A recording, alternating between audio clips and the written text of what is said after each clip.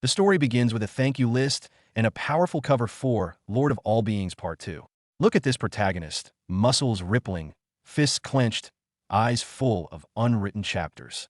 Behind him stand his comrades in arms, a white-haired ally, a pink rabbit, a blue bird. This unknown adventure is about to start with a deadly storm. The Bermuda Triangle. The sea is like ink, a storm raging as if trying to tear the ship apart. The old sailor screams with all his might, ordering everyone below deck. But some value greed over life. Look at this fool, thinking he caught a rock, but his net holds a rare ringed seal. While the rookie sailor Wu Yongjiang is busy fixing nets, an unexpected visitor slips onto the deck. A seal casually slides by, giving him a toothy grin. An older crew member is terrified, screaming for it to go home. Meanwhile, a confused Yongjiang is already mentally cursing out this uninvited guest. The argument on deck escalates instantly. The bosun grabs the troublemaker, shaking him and yelling, "You almost caused a huge disaster just now. Don't you know that's an internationally protected species?" The other guy stammers in fear, claiming it wasn't intentional, that he's not that kind of scum. But his excuses are too little, too late. The bosun is beyond furious. He points into the hellish sea, laying it out. "Do you have any idea where we are? The Devil's Sea. Countless ships and planes have vanished here without a trace. If you keep playing dumb, I swear I'll sink this ship myself and act like I know nothing." In the downpour, only Yongjiang's terrified face and an unfinished threat remain. A deafening crash shatters the standoff. The previously menacing bosun is sent flying like a rag doll. Amidst the colossal impact sound Qiu Dang Tang. Only his furious roar cut through the rain. "You bastard. Just you wait." The person who sent him flying stands still in the downpour, eyes icy cold. Waves surge as high as mountains. Rain pours down like sheets. Yongjiang kneels on the slippery deck, heart hammering against his ribs. Suddenly, a thunderous shout pierces the storm's roar. "Newbie!" Followed by the rumble of an engine, and something massive approaching. It's over. The inevitable has arrived. The storm, the sea monster, terrifying images flash by. Then, the scene abruptly cuts to a rainy day back in the real world, at home. His two younger sisters, So-im and So-I, cling desperately to their brother's hands, begging through tears, "Brother, don't go." But Yongjiang won't look back. He has to leave because we have no parents anymore.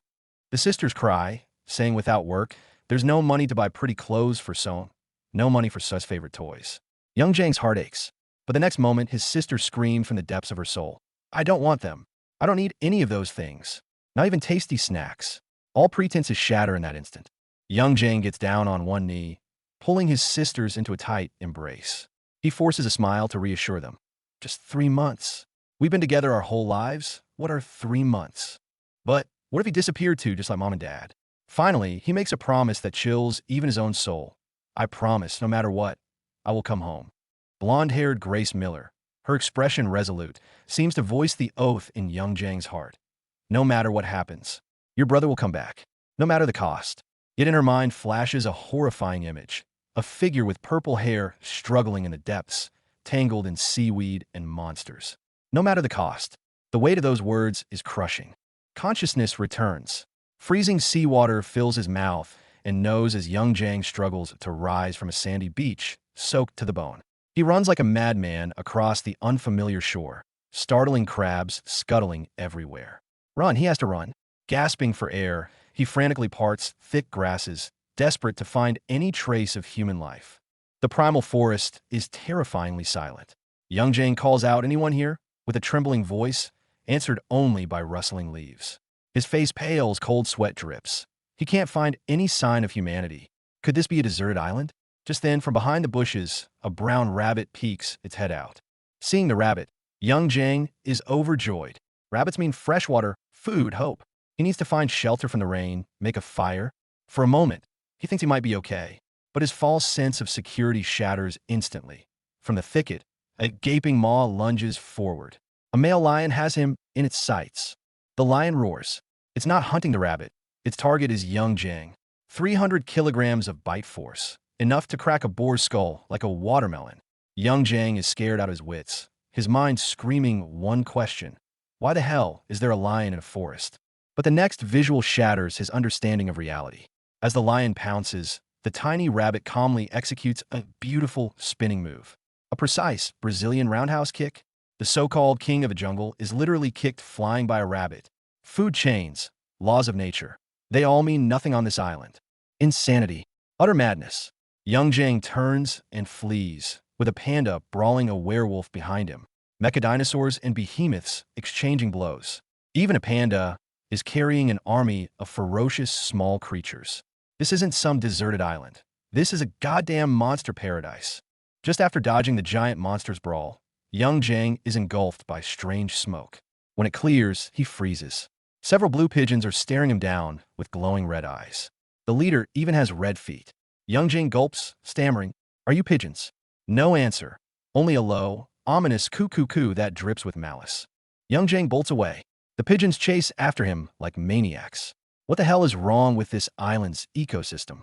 Herbivores, carnivores, all have become equally savage, equally deadly. He glances back, and that one look nearly stops his heart. Those pigeons have mouths full of razor-sharp teeth. No escape. A pigeon dives like a missile, smashing into the rock beside young Jang with a shower of debris. Another follows. They attack in coordinated waves like train fighter jets. The raw, pure power of this island's fauna has already surpassed any creature in young Jang's wildest nightmares. Young Jang collapses to the ground, feeling like his ribs are shattered. Damn it! He coughs violently, his vision swimming. Will he die here? Never. He struggles to push himself up, clinging to one thought. First, I have to hide. Run. With his last shred of strength, he fights to stand. Just as he's about to give in to despair, a flash of pink catches his eye in the undergrowth. A small pink creature is trembling. It's a flying squirrel, and it looks like a baby. It lays on the ground, body steaming slightly, breathing weakly as if on its last breath. His body moves faster than his mind. Young Jang rushes over almost immediately, carefully scooping up the little creature. But the moment he touches it, his heart sinks. Its body is covered in bite and stab wounds, bleeding heavily. If I don't stop the bleeding now, it'll die. The thought explodes in his head. He whispers desperately, trying to soothe the little one, thrashing in agony. Calm down. Please, just calm down. He peels off his only shirt, fumbling to make a bandage. Sweat and grime run down his face. He doesn't know why he's saving some island creature, but he can't just let it die. Having barely stopped the bleeding, young Jang carries the frail flying squirrel as he continues trudging through the woods. He needs to find a safe spot for it too. But then, a bone-chilling sensation creeps up his spine. Something massive is approaching. Footsteps, heavy and deliberate, are getting closer. Time to run. Young Jang scrambles behind a cluster of purple bushes, his heart hammering like a drum. He holds his breath, eyes glued to the spot where he just stood. A massive, purple-spotted paw parts the thick grass. That color, that sinister shade of purple, is absolutely unnatural. Then, the thing fully emerges. A leopard? No, absolutely not a normal leopard. Its muzzle is smeared with that unsettling purple fluid, its amber vertical pupils gleaming with intelligence and pure malice. Just its sheer presence makes young Jang's entire body shake violently, his breath coming in ragged gasps. He's completely gripped by a fear born of primal instinct. Please, just walk past. Don't notice me. Young Jang prays frantically in his mind, his body pressing flat against the cold earth. But the purple giant seems to sense something, its gaze sweeping over the area. Young Jang nearly screams, biting down hard on his lip, his despair so palpable even the little flying squirrel in his arms seems to freeze. An eternity later, the terrifying pressure finally lifts.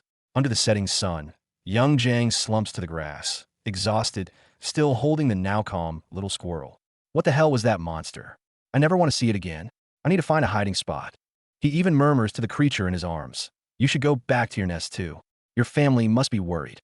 But the pink baby flying squirrel just blinks its big eyes, as if not understanding. Suddenly, it shakes its fur, bounds with surprising agility up onto young Jang's back. Before he can react, it makes another leap, landing squarely on top of his head. "Aya!" In the evening light, a boy crowned by a strange little creature lets out the first, and possibly only, scream of bewildered exasperation for the day. The first lesson of survival on a deserted island? Trust. The pink little mouse led Wu Young Jang to its den, a cave pockmarked with holes. He named the creature on Dao, but this so-called safe house was littered with the bones of other squirrels. On this island, there's no such thing as safety. 3 months of struggle, only to be confronted by a single number, 7 years. The clueless boy who first washed ashore is gone. In his place is a predator with hawk-like eyes, sun-bronzed skin, and coiled muscles. He watches calmly from the undergrowth as dinosaurs and beasts tear into each other. 3 months? That was just a warm-up. He's been trapped here for a staggering 7 years. 7 years. Over 2,000 days and nights. Young Jang learned the language of squirrels, integrated into their society. Elders, generals, soldiers, a complete hierarchy. He bartered wild fruits and herbs for shelter, even clumsily carved puppets to try and amuse on Dao and the others. Every raft he tried to build was torn to shreds by some nocturnal beast. Despair clung to his heart like jungle vines. The only thing keeping him going is the thought of his 2 younger sisters back on Earth. In the dead of night, when the little animals curl up asleep against him, the crushing loneliness and helplessness devour him. Tears mix with sweat, dripping on a cold stone. So I'm sorry.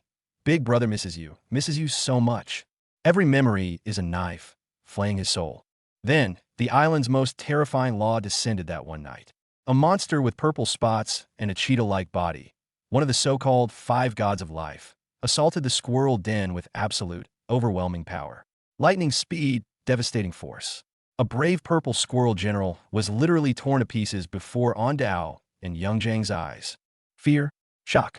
No. What flooded Young Jang's entire being at that moment was rage and bone-deep helplessness. On Dao's comrades slaughtered, and he could only cower in the shadows. Wait, what did that monster eat? His eyes lock onto the strange root left on the ground. That's it. This plant. This is what gives the island's monsters their supernatural power. Eat it and gain power. Eat it, protect On Dao, control the beast, build a raft, go home. There's not a shred of hesitation. The thought poisons him with excitement and leads him to the abyss. Young Jang picks up the root and with absolute resolve, shoves it into his mouth. Hell descends in the next second. His body feels torn apart from the inside. Every bone screams. Every muscle fiber explodes. Hallucinations flood in. He sees his sisters crying, sees the loved ones he may never meet again. This pain? It's nothing compared to the despair of never seeing them again. Move, damn it. Bang! The ultimate physical agony collides with heart-rending longing, finally igniting something slumbering deep within him. Not the power of beasts, but something more primal.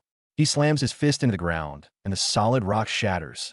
Amidst flying debris, his blurred vision meets On Dao's shocked eyes. The first spark of the connector's power has awakened. This wasn't some miraculous meal. It was pure poison. The moment he swallowed it, Wu Yung's insides went into meltdown. His muscles twisted like wet rags, bones groaning under pressure. In that agonizing crucible, his mind flashed to the faces he feared he'd never see again, his sisters. The bone-deep pain merged with desperate longing. And something clicked. Something primal and powerful, long buried within him, finally woke up. Awakening was just the next stage of agony. He was alone, every fiber of his being screaming in protest. Where's On Dao? Where were the others? In his disoriented panic, a terrifying realization dawned. His own body felt foreign, thick, and impossibly heavy. But the island's cruel rhythm waits for no one. Outside their meager sanctuary, a familiar, chilling crunch echoed closer and closer. The island's apex hunter, the purple-spotted beast, had caught the scent of agony and fresh power. The darkness at the mouth of the cave shifted, revealing the gleam of fangs. The earlier outburst drained him completely. He collapsed again, surrounded only by oppressive darkness and damp rock, his own ragged breath the only sound.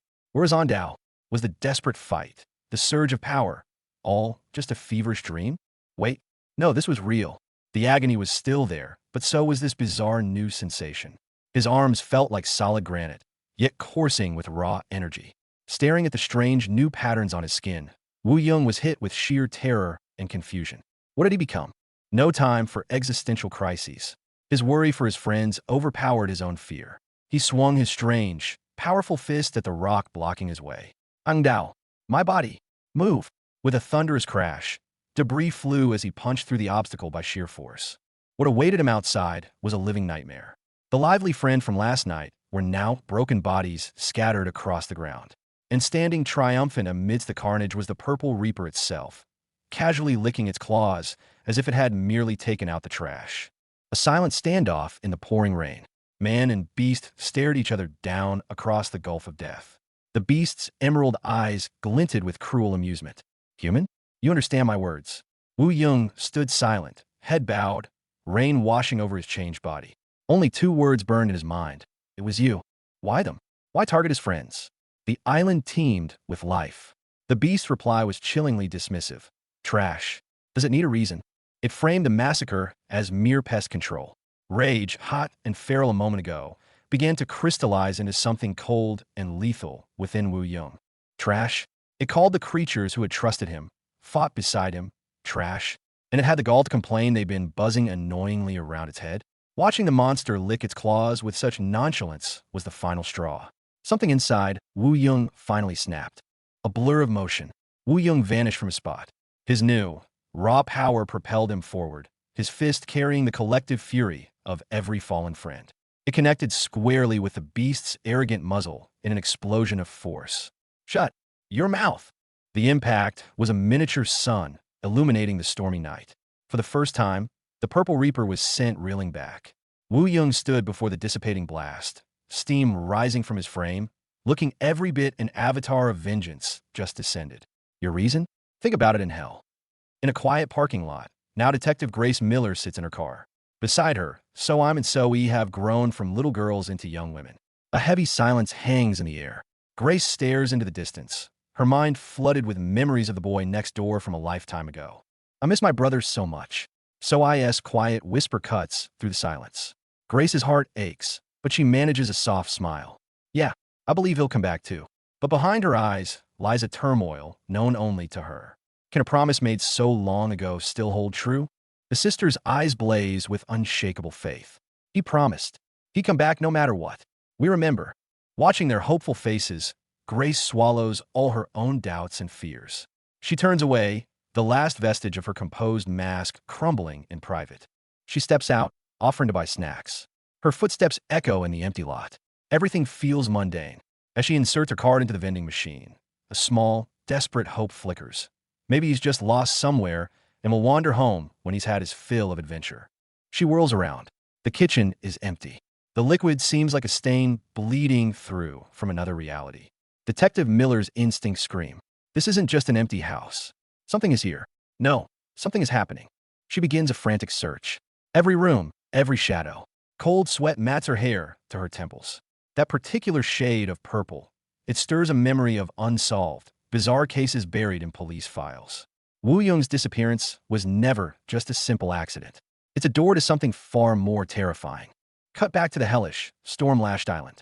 After his explosive confrontation, Wu Yong is spent. Now, he's exhausted himself further, desperately trying to save the last few squirrel friends from raging floodwaters.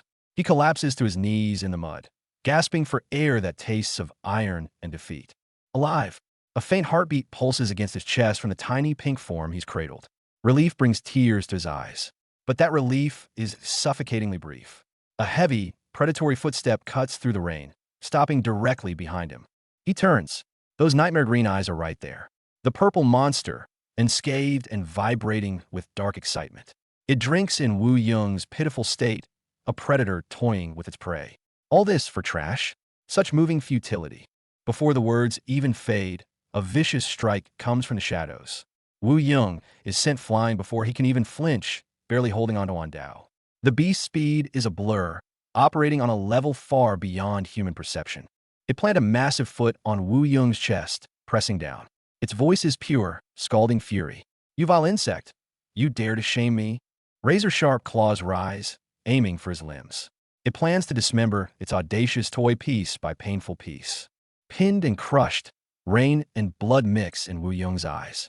All he can do is clutch on Dao to his chest with his last vestige of strength. Despair washes over him in a cold, final wave. Is this it? But the beast's words are the final, venomous barb. You know, these pathetic creatures, in their last moments, they kept calling for you. They saw you as their only hope in this wretched place. How pathetic, how utterly hilarious. Only hope. The final trust and plea of his friends, their dying faith, floods into him like pure oxygen to a guttering flame. His rage doesn't burn out of control now. It forges itself into something cold, hard, and unbreakable. Seemingly bored, the beast hoists Wu Yong up, turning its gaze towards a gaping, dark chasm in the island's heart. I've thought of the perfect final resting place for you. The collapse pit. A true hell, where even monsters eat each other. It sneers as it describes a place of exhausted resources and cannibalistic savagery. One monster in the hole, eaten by another in the hole. With a final, contemptuous flick of its wrist, it hurls Wu Young and On Dao over the cliff edge into the yawning abyss below. Back on the torrent-swept island, Young Jang's exhaustion is just the beginning. The purple-spotted behemoth, the leopard king, hunts him down not for a quick kill, but for sheer torment. It mocks him, spitting venom. Those flying squirrels who tried to save him, their sacrifice was utterly pointless. And then, with a cruel chuckle, it delivers the devastating truth. Do you know? In their final moments, those fools' only hope was you. Their only hope. The phrase hits Young Jang like a red-hot iron poker, igniting a firestorm in his gut. All his fatigue, grief, and despair are instantly incinerated by a towering, white-hot rage. Gritting his teeth, he glares at the monster before him, clutching the exhausted On Dao to his chest with a protective fierceness. This isn't a joke. Young Jang erupts, exploding into action. No more retreat. He swings a desperate fist, pouring every ounce of his soul into a punch aimed at the Leopard King's sneering face. Screw reason, screw fear. This is pure, unadulterated payback. But the gap in power is a chasm. The beast's retaliatory swipe is effortless, sending Young Jang and On Dao flying over the cliff's edge. They're swallowed by gale-force winds and lashing rain, plummeting into the abyss below. Even if I die, you will have to remember me. Young Jang roars into the void. The beast isn't done. It leaps after them, a purple specter of death tracing their fall. Two figures cut through the stormy night, plummeting into the island's bowels. You bastard! The Leopard King's voice echoes, chasing them down into the darkness. Too fast. At this speed, we're a watery paste on the rocks. Young Jang's mind races, fueled by sheer terror. He looks at On Dao in his arms, at its tiny, glider-like form. Think, there has to be a way. And then it hits him, a desperate, insane idea that cuts through the panic like a lightning bolt. Flashback / process. If I were On Dao, if I were flying Squirrel. In the chaos of freefall, Young Jang discards all logic. His very essence strains to simulate, to become something else. How to catch the wind. How to make his own bones and flesh fight gravity. The transformation holds. Their fall slows, but not enough to stop. He and the Leopard King smash through a weak spot in the Earth's crust, tumbling not onto land, but into a yawning, bottomless abyss. The collapsed pit, the island's ultimate trap, swallows hunter and hunted alike. Bottom of the collapsed pit, in the pitch-black, suffocating mud of the pit's floor, a figure mutters to itself. Hom Ne Lai, that Thursday, another day of losses. Suddenly, a dull thud and a pained gasp echo in the distance. Hum. The figure slowly turns, a single glowing eye fixing itself in the direction of the sound. Reality, soul, slam cut. A clean takedown. Officer Grace Miller pins a robber to the pavement. Another one for the books, sir. Her partner cheers, but her mind is already elsewhere. Officer Grace shows up with a lunchbox, thinking she's just checking in on her childhood friend who's been missing for 7 years. But the moment she opens the door, she gets hit with a reality check. Two creepy purple pigeons start speaking Vietnamese right at her. Before she can even process the talking birds phenomenon, the person in the yellow shirt inside the house literally takes off. Massive purple wings erupt from his back. His speed becomes a blur. That's not a man. That's an actual birdman. This cross-species welcome party completely fries Grace's brain. On one side, the weird chattering purple pigeons. On the other, an ostrich-like creature sprinting around the apartment. To top it off, they seem to mistake her for an intruder, nearly turning her into a bird buffet. It's a complete, hilarious mess of chaos and misunderstanding. Just when Grace thinks she's about to be dealt with, the Birdman freezes. Time seems to stop. Grace, Grace. That voice. It's the one she's dreamed of for 7 years. Dust, light, and those familiar yet alien eyes. It's really him. Wu Young Jang, missing for 7 years, just returned in a decidedly non-human fashion. The shock of the reunion is instantly drowned out by confusion and hurt. Why didn't you contact us? Do you know how sad we were? Faced with Grace's furious, heartbroken question, Young Jang can only look down and apologize. He explains he wanted to reach out, but after going through unimaginable changes, even gaining the ability to talk to animals, he was scared. Scared that this new him would frighten and alienate the ones he loves. Grace looks at her childhood friend, now both familiar and strange. She looks at his weird life filled with animal conversations, at those chattering purple pigeon friends. A decision takes root in her heart. Teach me, she says suddenly, her gaze deadly serious. Teach me how to communicate with animals. Just like you understand and acknowledge me now, I want to understand the you of today, too. The heartwarming reunion doesn't last a minute before the chaos of an animal training session begins. What is Grace being taught? How to make that goofy-looking purple heron make the right sound. Grace, pitch it higher. Remember to breathe. Our capable policewoman is suddenly being used as an animal trainer, constantly getting splashed with water. When the sisters come home, they're greeted by a messy hallway and a chaotic apartment. Welcome to their long-lost brother's new normal. Watching this surreal animal carnival in front of her, Grace suddenly covers her mouth. That's right. It just clicked. No wonder her younger sister, so I always acted strangely at school. Always had an unusual affinity for animals. Could it be? A terrifying thought flashes through her mind. Young Jang's abilities might not just be limited to him alone. Back on the streets, Young Jang's sisters, So-im and So-ee, have their eyes glued to a triple challenge game. The prize is the limited edition doll they've been dreaming of. But they have no idea the man with glasses, Wang Jongjik, is a professional scammer with 30 years of street experience. The seemingly simple games are actually meticulously designed traps. Please try again next time. He's emptied countless wallets with that line. First challenge, the classic cup and ball trick. The scammer boasts his hands are faster than the eye. So-im and So-ee are completely dazzled, the ball seemingly vanishing into thin air. Little do they know, a familiar figure stands quietly in the crowd, watching everything with a cold gaze. His eyes are far more than just eyes. Choose a turtle for a race? No problem. The scammer generously lets them choose. So-im confidently picks the green one because it looks stronger. But she has no idea these turtles aren't racers. They're remote-controlled toys with hidden speed switches. It doesn't matter which one she picks. The one holding the remote is always the champion. The scammer gleefully presses the switch. The green turtle suddenly slows to a snail's pace, while the pink one races ahead. Just as victory is about to be stolen, So-im, in desperation, remembers her brother's weird ostrich eyesight trivia. She shouts, "An ostrich's vision is 25.0. I saw it. You're cheating." That one sentence puts the first crack in his whole scam. Exposed, the scammer gets furious. No matter, there's still the final round. Darts to pop balloons. Simple rules, 5 darts, pop 4 to win. His smug grin returns, because the real trap lies in this last game. To this day, no one has ever beaten me at this. But then, So-ee trips and falls, scattering the darts. According to the rules, darts on the ground are invalid. The scammer almost laughs out loud. Now, they only have 1 dart left. 1 dart, how to pop 4 balloons. Game over, right? Just as the scammer is about to declare victory, the figure in the crowd finally moves. He pushes through, stepping into the spotlight. You know what? His gaze is icy as he stares at the scammer. Most of those balloons on the wall, they're just plastic models wrapped in rubber. Only 3 of them are real. Meaning from the very start, the Pop 4 victory condition was an impossible lie. The scammer's smug grin freezes. His final, perfect trap has been completely exposed. In a panic, Young Jang picks up the single remaining dart from his sister's hand. His voice is calm, but brimming with power. Enough. He turns to face the wall of real and fake balloons. 1 is enough. As soon as the words leave his mouth, a sharp swish, the dart leaves his hand with incredible force and speed. It's not thrown, it's fired like a cannonball, tearing through the air with a piercing shriek straight at the balloon wall. The scammer's pupils constrict in horror. What does he see? The dart's path leaves a trail of purple afterimages in the air. Boom! An explosion rocks the scene, but it's not balloons popping, it's the wall shattering. The dart, imbued with superhuman power, smashes straight through the panel hiding the fake balloons, detonating all the real ones behind it along with the plastic models. Dust fills the air, rainbow-colored fireworks erupt prematurely, and the scammer's cheap card is knocked over by the shockwave.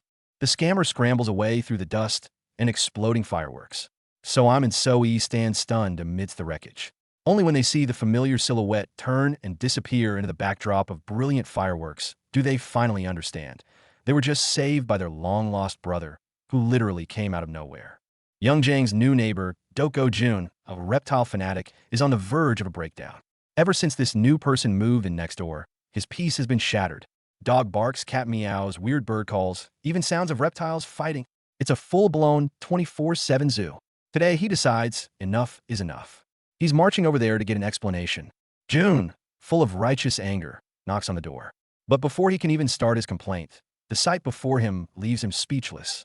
The guy who answers, Young Jang, looks normal enough, except he's surrounded by a dozen cats, dogs, pigeons, and rabbits at his feet, on his shoulders behind him. And that's not the weirdest part. There's an eco pond in his house, and live seafood is flowing from the pipes as animal snacks. June's first thought, this is definitely a mentally unstable animal pervert. In the dead of the city night, Doko June in room 402 hasn't slept properly for 2 weeks. Every night, strange noises echo from next door, barking, meowing, and lately, a bizarre coke. He's finally reached his limit. At 3 a.m., in his pajamas, he storms to the door next to his, ready for a confrontation. The door is opened by a freshly showered young Jang, dripping and slick with sweat. Doko Jun's train of thought derails at the sight of the young man's impressive physique. The landlord said 2 well-built students lived here. This is a student? The seeds of misunderstanding are already sprouting. June tries to be cordial, immediately accusing Young Jang's room of being a noisy zoo. Young Jang looks confused and even mimics the animal sounds, which pushes June over the edge. Are you saying that was you? Inside, Young Jang's friend Hayrim is being tormented by the noise, screaming, "Is this the Bremen musicians? Shut this racket up." Young Jang only gets more annoyed, yelling back through the door.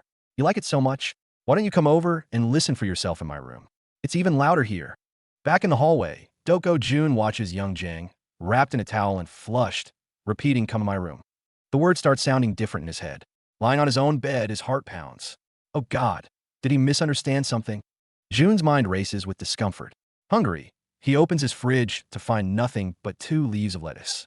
Staring at the green vegetables, a wild, terrifying thought chills him. Could it be the kid next door isn't normal? Before he can process this, something even more insane happens. Young Jang appears holding a green hose, smiling mischievously. "I heard you were hungry," he says, and with a gurgle, water gushes from the hose. Only it's not tap water.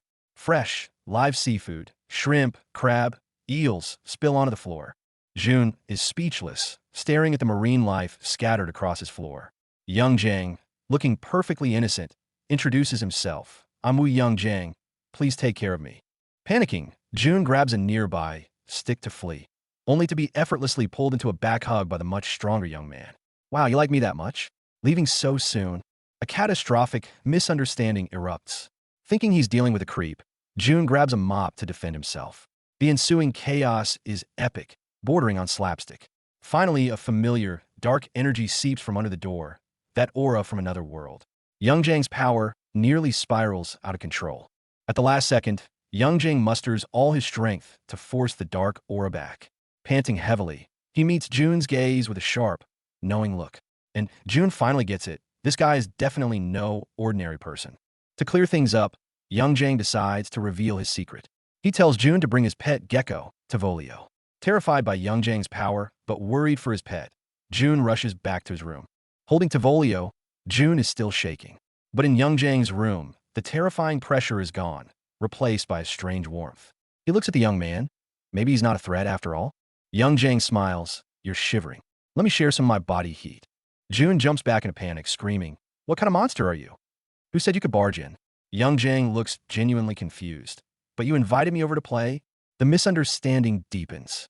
Giving up on explaining, Young Jang turns to the gecko and effortlessly calls it by name. June is stunned. "How do you know his name?" Instead of answering, Young Jang gently takes Tavolio. "So, it's true. You don't like the high-quality food your owner buys. You'd rather have vegetables?" June can't believe it. "Don't be ridiculous. Tavolio always finishes his expensive food." Without another word, Young Jang places fresh lettuce next to the high-end pellets. Then, the impossible happens. Without a moment's hesitation, the little gecko lunges for the lettuce. The truth is revealed. Through his mysterious connection with animals, Young Jang heard Tavolio's heart. The gecko confesses, "Even if I have to endure something I dislike, it's okay. My owner's happiness is my happiness." All this time, it had been forcing itself to eat the disliked pellets, just to see June smile. Hearing his pet's confession, June breaks down, hugging Tavolio and weeping like a child. What he thought was his best, most loving care had actually been a burden. He looks at the strangely calm Young Jang and finally understands. This boy carries the incredible power to commune with all living things. Those strange noises? They were just echoes of his conversations with the animal world. And so, a hilariously chaotic neighbor dispute ends in heartwarming understanding. The blushing Tavolio and the deeply moved Doko June have been profoundly touched by the boy who returned from another world. Young Jang's struggle to live as an ordinary person in the city continues, starting with first terrifying, then healing his neighbor's heart. Cut to the sister, Song. She works part-time at Peace and Cat Cafe, which is suddenly short-staffed. The manager asks if she can find a couple of extra helpers. Soam stares at her phone, then glances at her brother, the walking animal magnet at home. A daring, perhaps reckless, idea takes root. When muscular young Jang, blushing and squeezed into a cat cafe, maid uniform, yes, maid uniform, appears at the cafe, jaws drop. Manager Meow splutters. So, the helper you mentioned is your brother? This was not the image she'd had in mind. The brother's first shift? A total bugfest. The cats, picking up on the overpowering, otherworldly animal affinity radiating from young Jang, go absolutely feral.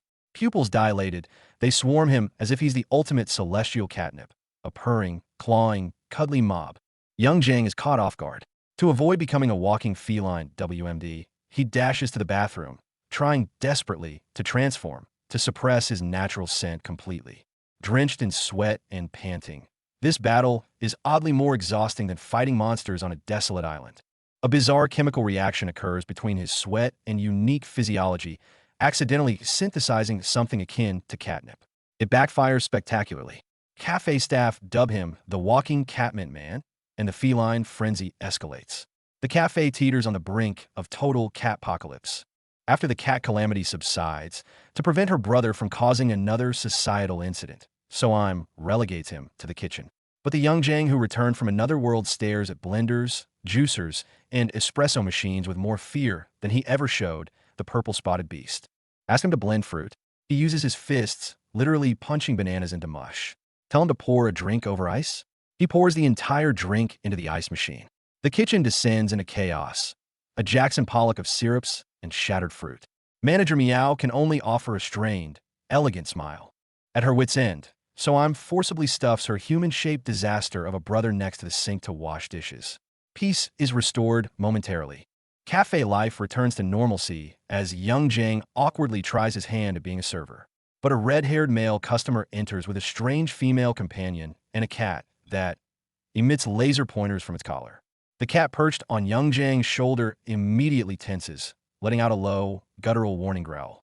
The red-haired man is flippant and arrogant towards the staff, deliberately difficult when ordering. Young Jang, unfamiliar with modern procedures, remains polite. The man's female companion whines and complains about the heat. It all feels strangely rehearsed. Just as young Jang's guard drops a fraction, the red-haired man and his cat simultaneously crack eerie, knowing smiles. The cat's eyes flash with a sinister red light. That's no toy. It's a modified combat machine. Their goal was never coffee. The red-haired man crouches, pretending to feed the cats junk food, aiming to provoke them. Officer Grace Miller, with her sharp instincts, steps in, warning him that human food can hurt the cats. He seizes the moment, turning the tables. Are you accusing me of animal cruelty? The tension in the room skyrockets. That white cat is definitely something else. The light beaming from its eyes is pure catnip madness. And the purple-haired girl? She's basically been turned into a humanoid cat girl going Mach speed. 1 minute, it's all quiet. The next, a laser sweep turns everyone into a chaotic mess. And that black cat on Young Jang's shoulder? Red eyes glowing, definitely not your average pet. So the red-haired guy is here to retrieve his cat. But Young Jang ain't your average Joe. He's the lord of all beings. Try to use mind control gadgets in front of him? That's like bringing a knife to a god fight. Big misunderstanding. The girl from the diary isn't the coffee shop girl. The cat snitches, and our redhead's soul just shatters. Instead of getting coffee, he's gotten a full serving of jealousy. It's about to turn into a brawl and wreck the shop. At the crucial moment, Young Jang and Grace sync up instantly. One look, perfect teamwork, and they've got the out-of-control cat seeker completely subdued before he can blink. After all the chaos, the cat cafe finally regains its peaceful vibe.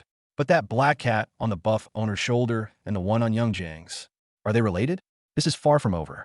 Scene shift. Dad John Miller just got hit by a brick. Finding his daughter Grace's diary filled with crushes on Young Jang has shattered his worldview. A terrifying idea begins to take root. Father-daughter bonding at dinner? That's just the surface. Mom Heron senses her husband's odd mood. The moment that deadly diary lands in John's hands, the cozy slice of life is officially over. My baby girl is in love. John Miller, a tough dad who treats his daughter like a princess, slumps in a dark room, background crackling with thunder and lightning. A decision is made. He will meet this punk, young Jang. John's plan, however, isn't your typical fatherly inquisition. He baits young Jang with a classic, "Come over and help with some cleaning." Little does he know, young Jang has a vastly different, borderline militaristic understanding of the term deep clean. The doorbell rings, and young Jang makes his entrance, clad in blue spandex, eyes burning red. This isn't a house guest, it's a contestant for cleaning UFC. John, who was prepped for an interrogation, is immediately thrown off his game. John tries to whip out his note cards for a heartfelt chat about ideal partners and love styles. But young Jang counters with the ultimate surprise. "Uncle, about this big cleanup. Thought you might need backup, so I brought my support crew." The next second, John's living room explodes. Deer, rabbits, squirrels, owls. The animal brigade marches in. Young Jang gives a rallying cry. "My friends, today's mission, conquer all dust and grime." The most absurd deep clean in history begins now. John is flabbergasted. Is this cleaning? This is Animal Planet taking over his house. A deer spots his oily bowl, soaking in cold water, and goes full Karen on him, berating this stupid human's laziness. The tough cop is getting roasted by a deer, and his worldview is crumbling. Against stubborn grease, human dish soap is obsolete. Young Jang takes a breath, presses his palms together, and starts friction heating, using the heat from his palms to boil the water for washing up. This is next level, hardcore cleaning. The animal cleaning special force goes all out. Vacuum cleaners as weapons. Rabbit floor crews more efficient than Roombas. Even the dust mites under the sofa are hunted down. John is utterly stunned. This cleaning regimen is more intense than a spec ops training session. Even the trash sorting is executed like a special mission. The garbage truck is leaving. Young Jang is ready to literally fly after the bags. Enter the air support. Flying bird friends swoop in, delivering sorted trash bags right into the truck. Logistics level, God tier. Watching this young man who gives his absolute all just to help him clean, who fights like his life depends on it to repay a simple kindness, John's hardened, suspicious father's heart begins to soften. After the battlefield of cleaning, young Jang naturally prepares dinner for all his animal friends. John watches silently as this boy treats every single creature with genuine kindness. He finally understands what real strength and purity look like. John walks over to young Jang, coffee in hand. All those questions about life mottos suddenly have answers. Because this boy's motto is written in his actions. Love the fate you meet. Love everything in your life. Just as the mood turns warm and fuzzy, Mom Heron gasps. Reproduction. Wait, what? The dark aura behind young Jang and that cryptic phrase. Is this hinting at something even more insane about to happen to him? End of slice of life. New chapter shock entrance. From the purple haze, the suffocating, purple-spotted beast reappears. It roars at a being called Kuk Fong, heralding a new wave of terror and conspiracy. Pressure mounts from the monstrous Six Eyes organization. They are hunting someone important. The target, Kuk Fong, turns out to be the one they raised, then cast aside the godchild. The plot thickens. Around the campfire, the monsters are selecting their elite. Glossy fur, sharp claws, and beaks are the only criteria. Suddenly, the gaze of one creature sharpens, seeming to lock onto an unexpected target. But the change comes faster than the campfire dying out. The chosen elite is suddenly seized by a massive hand, choking its throat. Its companions are petrified, their cries stuck in their throats. This isn't selecting a leader. It's a trap closing in. That's it. The black-haired man with his catch, young Jang, has a sudden realization. This so-called elite chick has plumage completely different from the adult form. It's a giveaway. He knows he's caught the wrong target. The real leader of the pack is still lurking in the shadows. Regret and cold sweat wash over him. Rain pours down. The captured elite's underlings shiver in terror. One of them musters courage, rushing towards the hidden leader, shouting that it will take all the responsibility. But the giant, rain-veiled boss responds with nothing but a slowly opening maw filled with rows of sharp teeth. Crack. Thud. Battle erupts without warning. Several charging monsters are subdued instantly, blood splattering. But young Jang freezes, pinning a terrified creature beneath him. It's not his own victory that stuns him, but the desperate, insane declaration he hears. The enemy would rather risk the entire group's annihilation than submit. The answer is revealed. This is a brutal scheme. To keep her clan from falling into enemies' hands, she, the leader, intentionally let herself be captured. The weight of this choice for a leader is unbearable. The camera focuses on young Jang, clenching his fist in shared pain. He knows this despair too well. Crisis strikes again. Pink-haired On Dao and her officer companion are cornered by two vicious dinosaurs. The next second, crunch. One dinosaur bites down on Young Jang's upper body. You think this ends it? Fueled by pain and fury, Young Jang reacts, grabbing the beast's throat and roaring.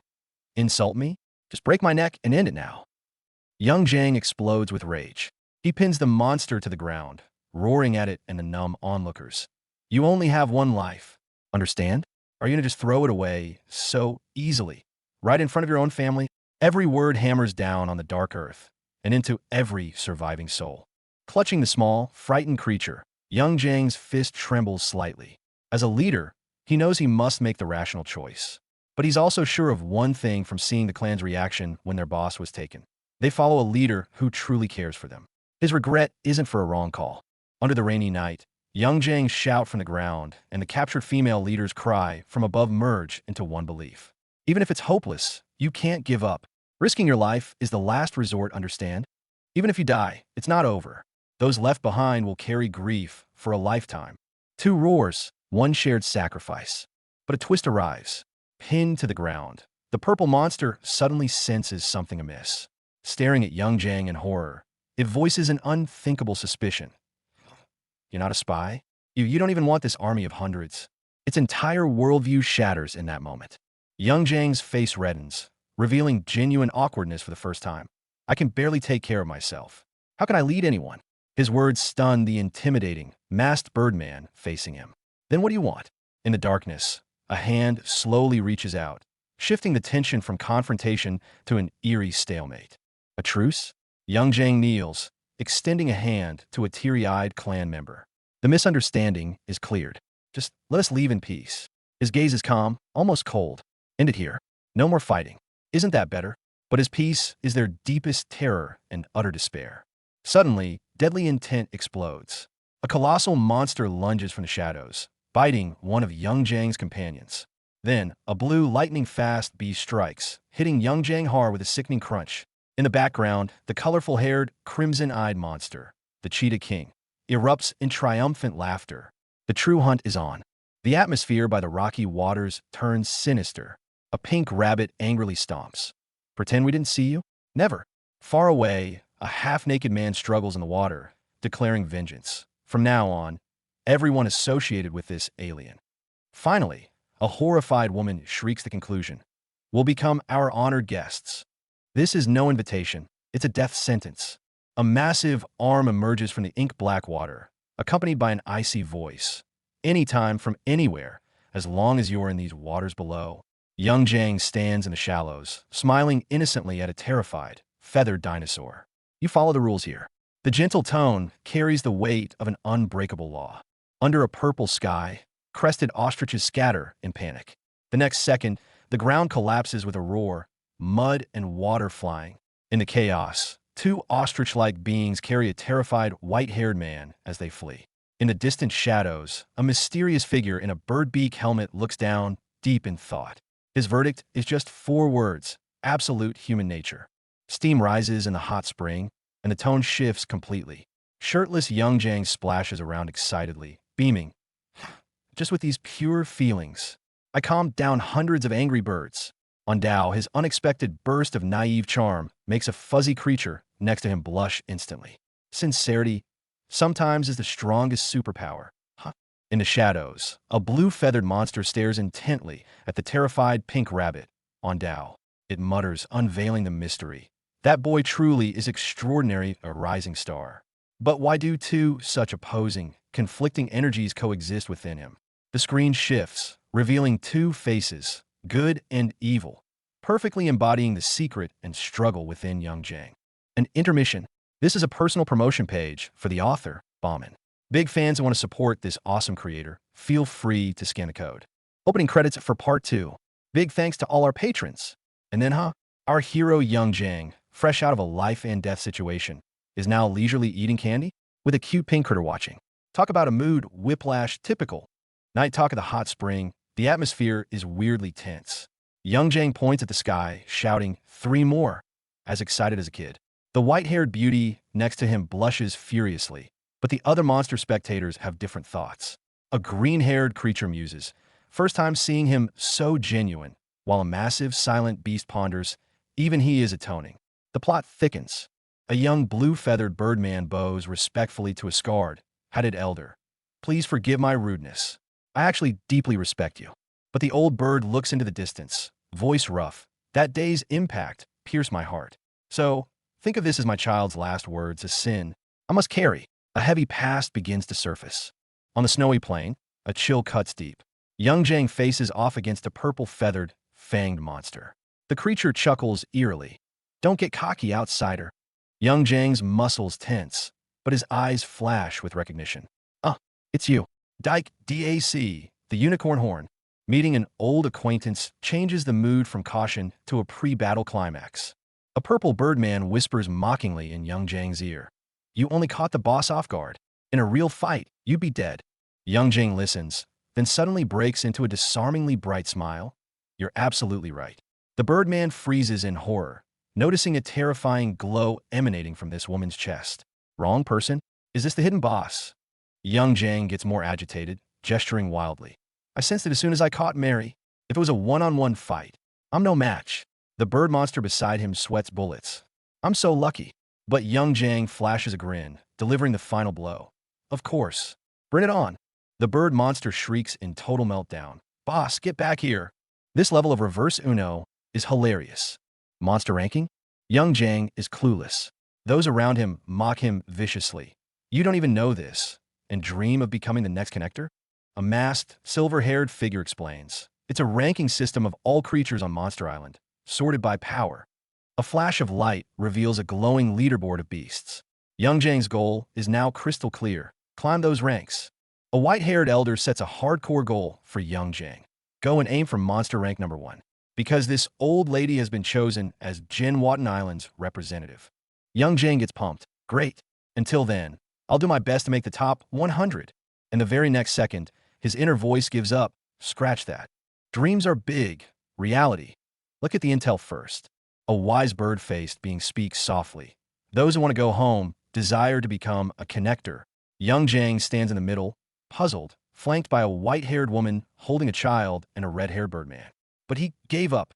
The words shock Young Jang. Why, he demands. The only answer is the wise one's meaningful, silent smile. The secret remains veiled. A large bird leader with iridescent feathers and deep eyes turns to Young Jang and his companions in the twilight. Follow me. There's something I want to show you. Something lies behind the massive rock. Footsteps, rhythmic, resonant in the quiet air, like the beat of fate's drum. An unexpected guide is about to pull back the curtain. The darkness of the wilderness presses in, footsteps echoing around him. Wu Young gasps. This place is unnervingly dark. But in his heart, he knows. Becoming a connector means there's no turning back. It means you must hunt and conquer that legendary monster. A monster? That thing is beyond the word. The past of the purple-spotted behemoth is laid bare. A king at 5, a god by 10, ranks second on the monster board. And at 15, those massive sweat-soaked claws signal an even more terrifying evolution is about to be complete. 16 years, 3 brutal tours of duty, a single warrior. Since Yoon Gakbong became the 125th contractor, his goal remained unwavering, to shatter the peak of the monster board. And his name, the one that brings dread to all living things, is Reginald.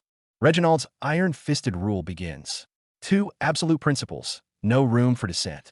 First, in his nameless domain, rivers of blood are the norm. Second, aside from the pitiful 100 species on the monster board, every other living being is a slave, born without freedom. The bird-like apostles sneer with he sounds. Resistance? No one escapes it. The scars on Wei Young's face are the price. Here, the connector's law is divine edict. No matter how cruel or unjust for those crushed underfoot, all that remains beyond obedience is despair. Of course, under the terror of Reginald's rule, rebels have never ceased to exist. They are the island's ancient apex predators, the overlords of the Neo-Gene. And now, they have decided to assemble, to go and confront this tyrant face-to-face, to demand an explanation. And Reginald's response is always the same. The sneer of the bird apostle hasn't even faded before it's blasted into a bloody mist in the very next second. 124 species, 124 ancient bloodlines, reduced to nothing in a single day, simply for voicing a single request. wiped out by his hand alone. The Neo-Gene extinction, the name for this piece of history. From then on, any rebel would be branded a criminal, and then ruthlessly pushed into this abyssal pit. I'm telling you all this for one reason, simply because I could no longer stomach such a nauseating plea. Tell me I won't end up like them. Give up on this idea of becoming a connector. The bird apostle's plea only ignites a ferocious rage in Wu Yang. No, it's the exact opposite. Right now, my blood is absolutely boiling. Wu Yang's heart is in complete turmoil. That goddamn bastard. How dare he? How could he go that far? Rage racks his body. His roar shreds the darkness. Now you over there, get ready. What? Are you talking about me? A bone-chilling voice explodes from behind. The Monster King Reginald, his massive form now looming over Wu Yang. That giant stitched hand rests heavily on Wu Yang's shoulder. Promotional page, tone shift. The intense, epic chapter pauses to turn our gaze to wider worlds. Beyond Lord of all beings, witness the clash of heroes and demons, the shadowy maidens of Tracen Academy, and the blossoming stardom of pretty derby racers. Chapter transition and emotional outburst. A cold downpour shrouds the ruins. The purple amalgam trembles in agony under Reginald's power, finally howling out that name. Reginald! This cry marks the bloody start of a new chapter. Well, a long time no see. A familiar, eerie voice cuts through. In the swirling smoke, that creature grins. Wu Yang instantly recognizes that face. Reginald, the monster. Pure killing intent ignites in an instant. Reginald lazily yawns. But the next second, his nose twitches at a familiar scent. Oh ho, an outsider becoming one of the Six Eyes? Interesting.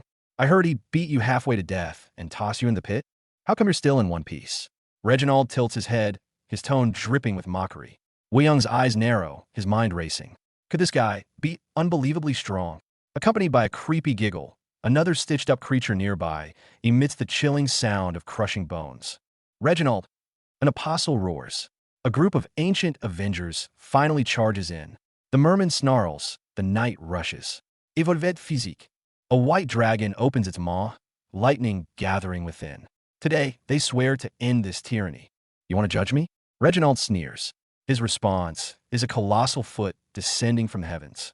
Boom! The stomp shatters the ground. A tentacled creature is instantly crushed into the earth.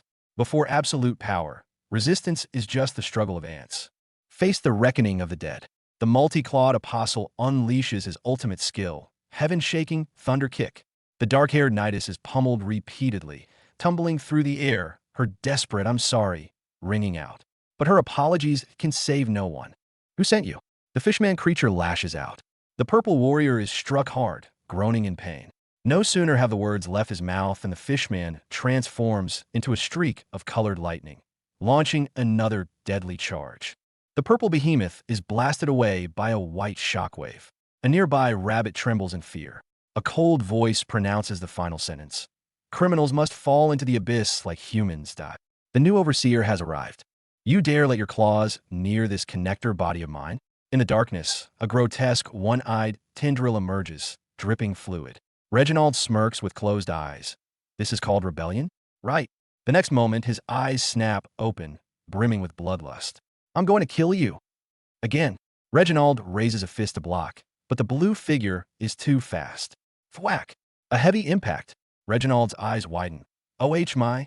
The next thing he knows, he's sent flying by that raw, brutal force. Boom! The violent explosion turns everything to dust and smoke. The purple warrior is horrified. Oh my god. Teacher, are you okay? Why did you rush in again? He recognizes the figure that charged into the blast. No, it's Reggie. He has to stop him. No more killing. The large blue bird pants heavily. The green-skinned apostle looks confused. Teacher, what are you talking about? Reginald points at the bird, a nasty smile on his face. It was you, the one who made me into this monster. Hearing this, the bird's eyes instantly overflow with tears. Who's there? You scared me. Reginald is scared out of his wits by the green lizard. His face contorts, his body trembles. I almost forgot what you look like. Huh. Is it you? The old fear and chaos threaten to swallow him whole again. Get away. The blue-green fishman cowers in fear. The purple apostle looks down with contempt. Are you an idiot? The question barely hangs in the air before the fishman is smashed with a punch, letting out a blood-curdling scream. The weak have no right even to beg. Sorry, It's what you do after making a mistake. The purple apostle speaks coldly. The bird-headed apostle convulses in agony, fluids gushing from his mouth. A hand gently touches the heavily stitched, dying body. Wu Yang stands before the colossal monstrosity, expression grave. Let go. Wu Yang struggles and snarls. Reginald stares into his eyes and freezes completely. Those eyes. The shock stalls him for a crucial moment. Seizing this split-second opening, the blue figure transforms into a blur, violently pulling away. The true hunt has only just begun. With a single punch, the hulking purple monstrosity is sent flying. As the chaos of battle subsides, Wu Yangjiang stares at his own fist, a wave of pure disbelief crashing over him. A near-death experience triggers a long-forgotten childhood memory. It flashes back to those old RPG games he used to play. Yes, that's it. That key mechanic for judging a fight. HP is status bar. It applies even here. I can't see it, but it's there for this monster. Its endpoint has finally arrived, and I can see the terror in its one visible eye. The enemy hits back with unimaginable force. The brutal crack of breaking ribs brings Wu Yangjiang to the brink of collapse. The purple behemoth looks down, its gaze filled with scorn and disappointment. Despair thickens the air. The monster's icy verdict is a death sentence. To cure this chill of sorrow, I must shatter every single one of your bones myself. But just before the final blow, a sword erupts through its torso. A new predator strikes amidst the chaos. The cunning deep-sea creature reveals itself, its disgusting hands clutching one of Yangjiang's captured animal comrades. Successful rescue? Huh, not a chance. A powerful blast sends Yangjiang sprawling, debris raining around him. He curls up in agony, a crushing sense of powerlessness washing over him. What has he broken? A container of hope? Or something far worse? The thanks to the kind supporters fade as pure horror unfolds. The immense purple tyrant, Reginald, the one who calls himself the Connector, is brutally crushing a smaller being. From the shadows, Wu Yangjiang watches, genuine terror gripping him for the first time. But the silver-haired figure is no helpless victim. Just when everyone assumed the fight was over, she moves. A blindingly fast roundhouse kick slams into the purple monster's chest. Did you really think that was it? A cheap shot. The shattered figure, their body pulverized, struggles to rise, eyes blazing with fury.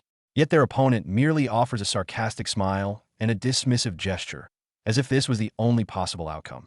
Grace, the police officer from the real world, stands defiant, tears of rage in her eyes. Face to face with the architect of so much suffering, she can only scream her question into the void. Ew. What possible reason could you have for such cruelty? Reason? Reginald's booming voice is saturated with twisted glee. I'm addicted to the violence itself, he declares.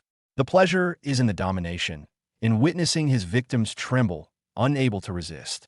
It's what makes me happy. Grace understands now, a single tear tracing her cheek. Facing them isn't a pursuer or avenger. It's a maniac lost in the worship of power.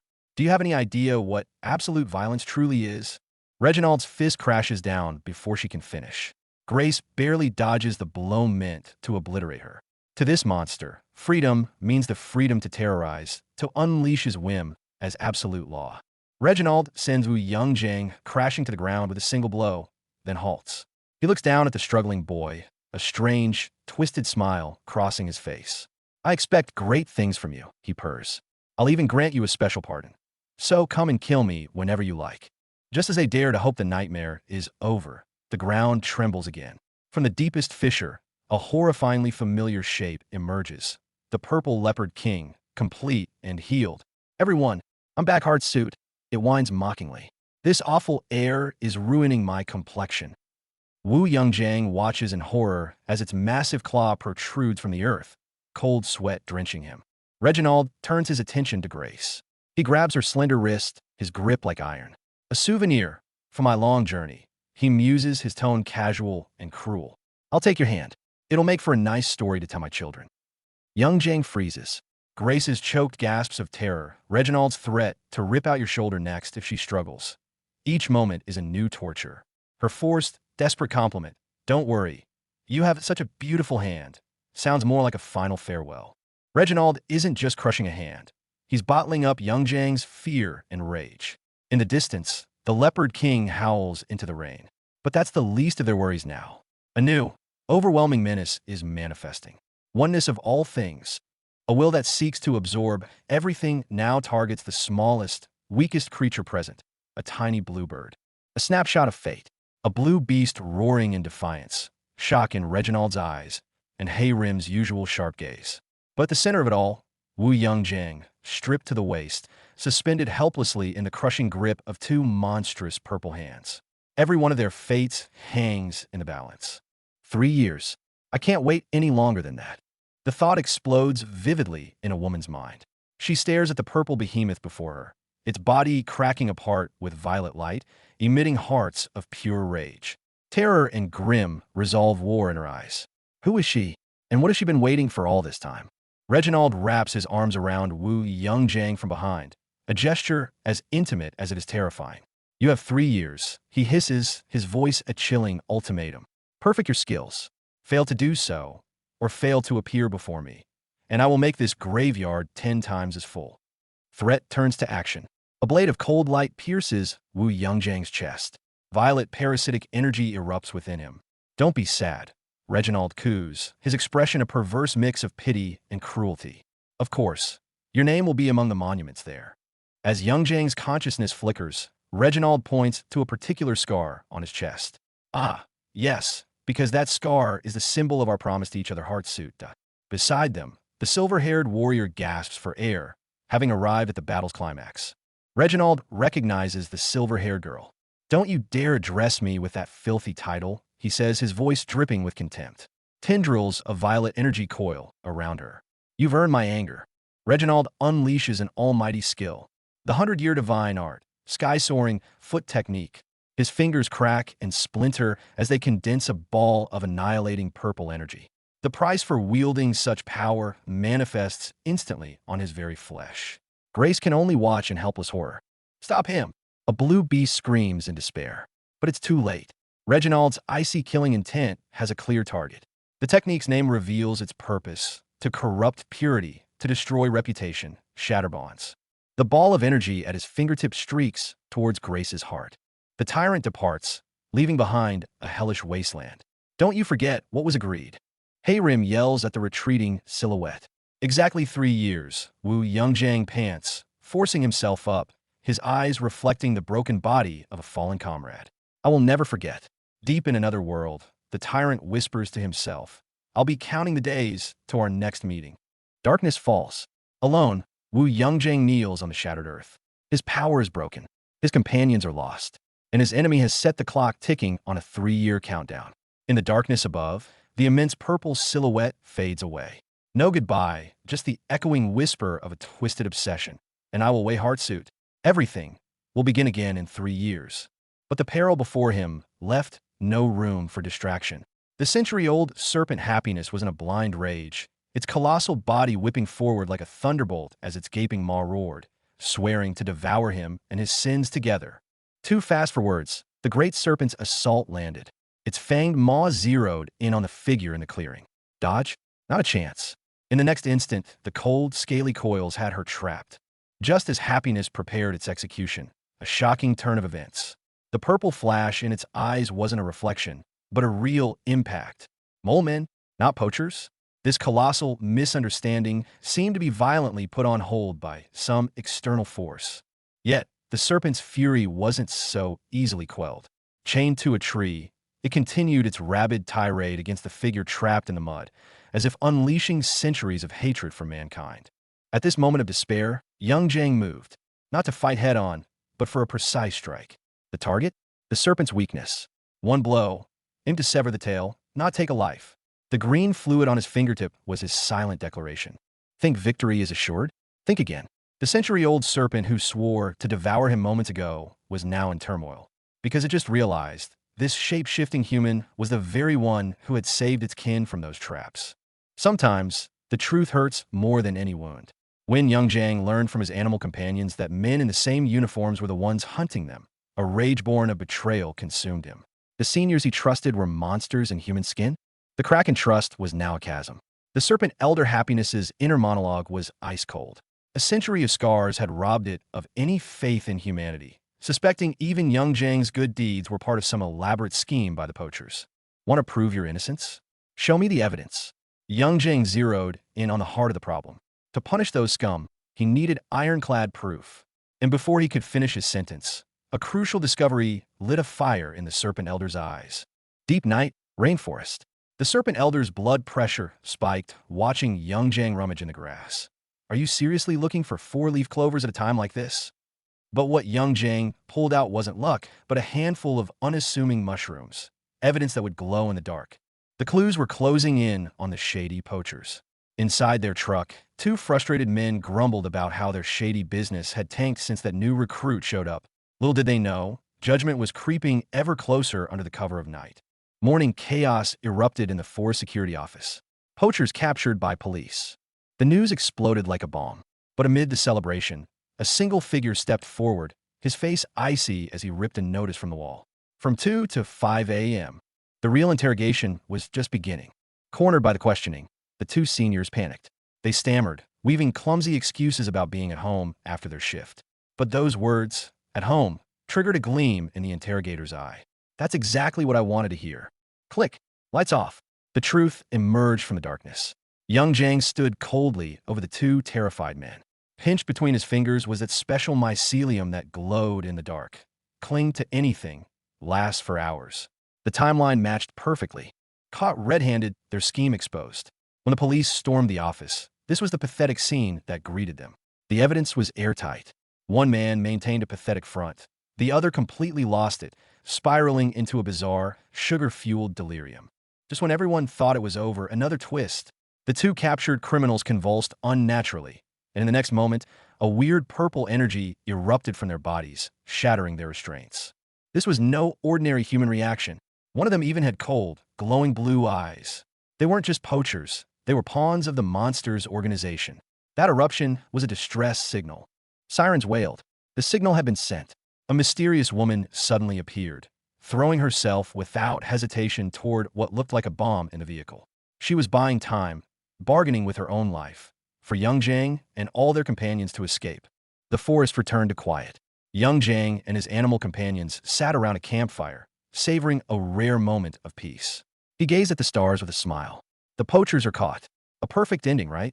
But the moment the words left his lips, a pair of red glowing eyes slid open in the sky above.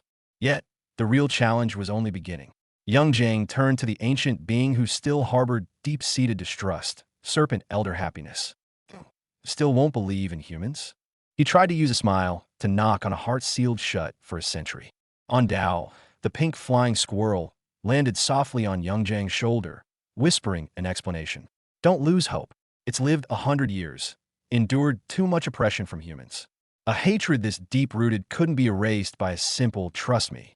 But Young Jang didn't back down. He felt the heart in his chest beating fiercely for redemption, his gaze growing more determined. Someday, it will open its heart. In that moment, the dark forest before him seemed to quietly unveil a faint, glowing path toward the future. On the dark ground, a few tiny, glowing mushrooms quietly formed a warm, smiling face. This was the first hope lamp Young Jang had lit, for his friends and for himself, in this cold, brutal, otherworldly land. The prologue to Part 2 began with a heavy thud. Ondao knelt on the desolate earth, clutching the pink rabbit plushie tightly. Even now, I'm still afraid. Memories dragged her back into the abyss of fear. The day she met the powerful linker, Reginald. But this time, at the end of her fear, there was a sliver of light. Ondao remembered that small, reckless figure who risked everything for her. You gambled your life for me. It was this protection from a companion that, for the first time, brought a real, settling calm to her trembling heart. In the darkness, a purple, seemingly frail young creature writhed in the agony of metamorphosis. But the fist Ondao clenched and the fire kindling in her eyes signaled a turning point of fate. I'll do it, for her own sake, and for the boy who first brought her a flicker of light. She would break her cocoon and be reborn. The simmering rage finally erupts. With a guttural shout born of pain and resolve, he vows to crush the enemy. In the next instant, that foe is violently blasted backward, the sheer force of the impact echoing through the space. Meanwhile, deep in the caves, despair takes hold. Wounded avian creatures gather amidst the chaos, whispering in agony. A silver-haired woman collapses to her knees, her strength spent. They plead for a name, a venerable one who might hold the key to salvation. If he were here, could this horror be undone? They desperately need that power. A muscular figure crashes to his knees in the mud. His roar isn't for himself. It's against the injustice and strength oppressing everyone. With his last gasp, he begs, "Please teach us." Even the grimy pink plushie by his side speaks to a desperate, vulnerable defiance. The epic truth of their power is unveiled. The united power of all things, the mysterious blue-helmeted being explains, originates from every living creature. Under the vast cosmos, countless beings evolve, developing extraordinary abilities over generations.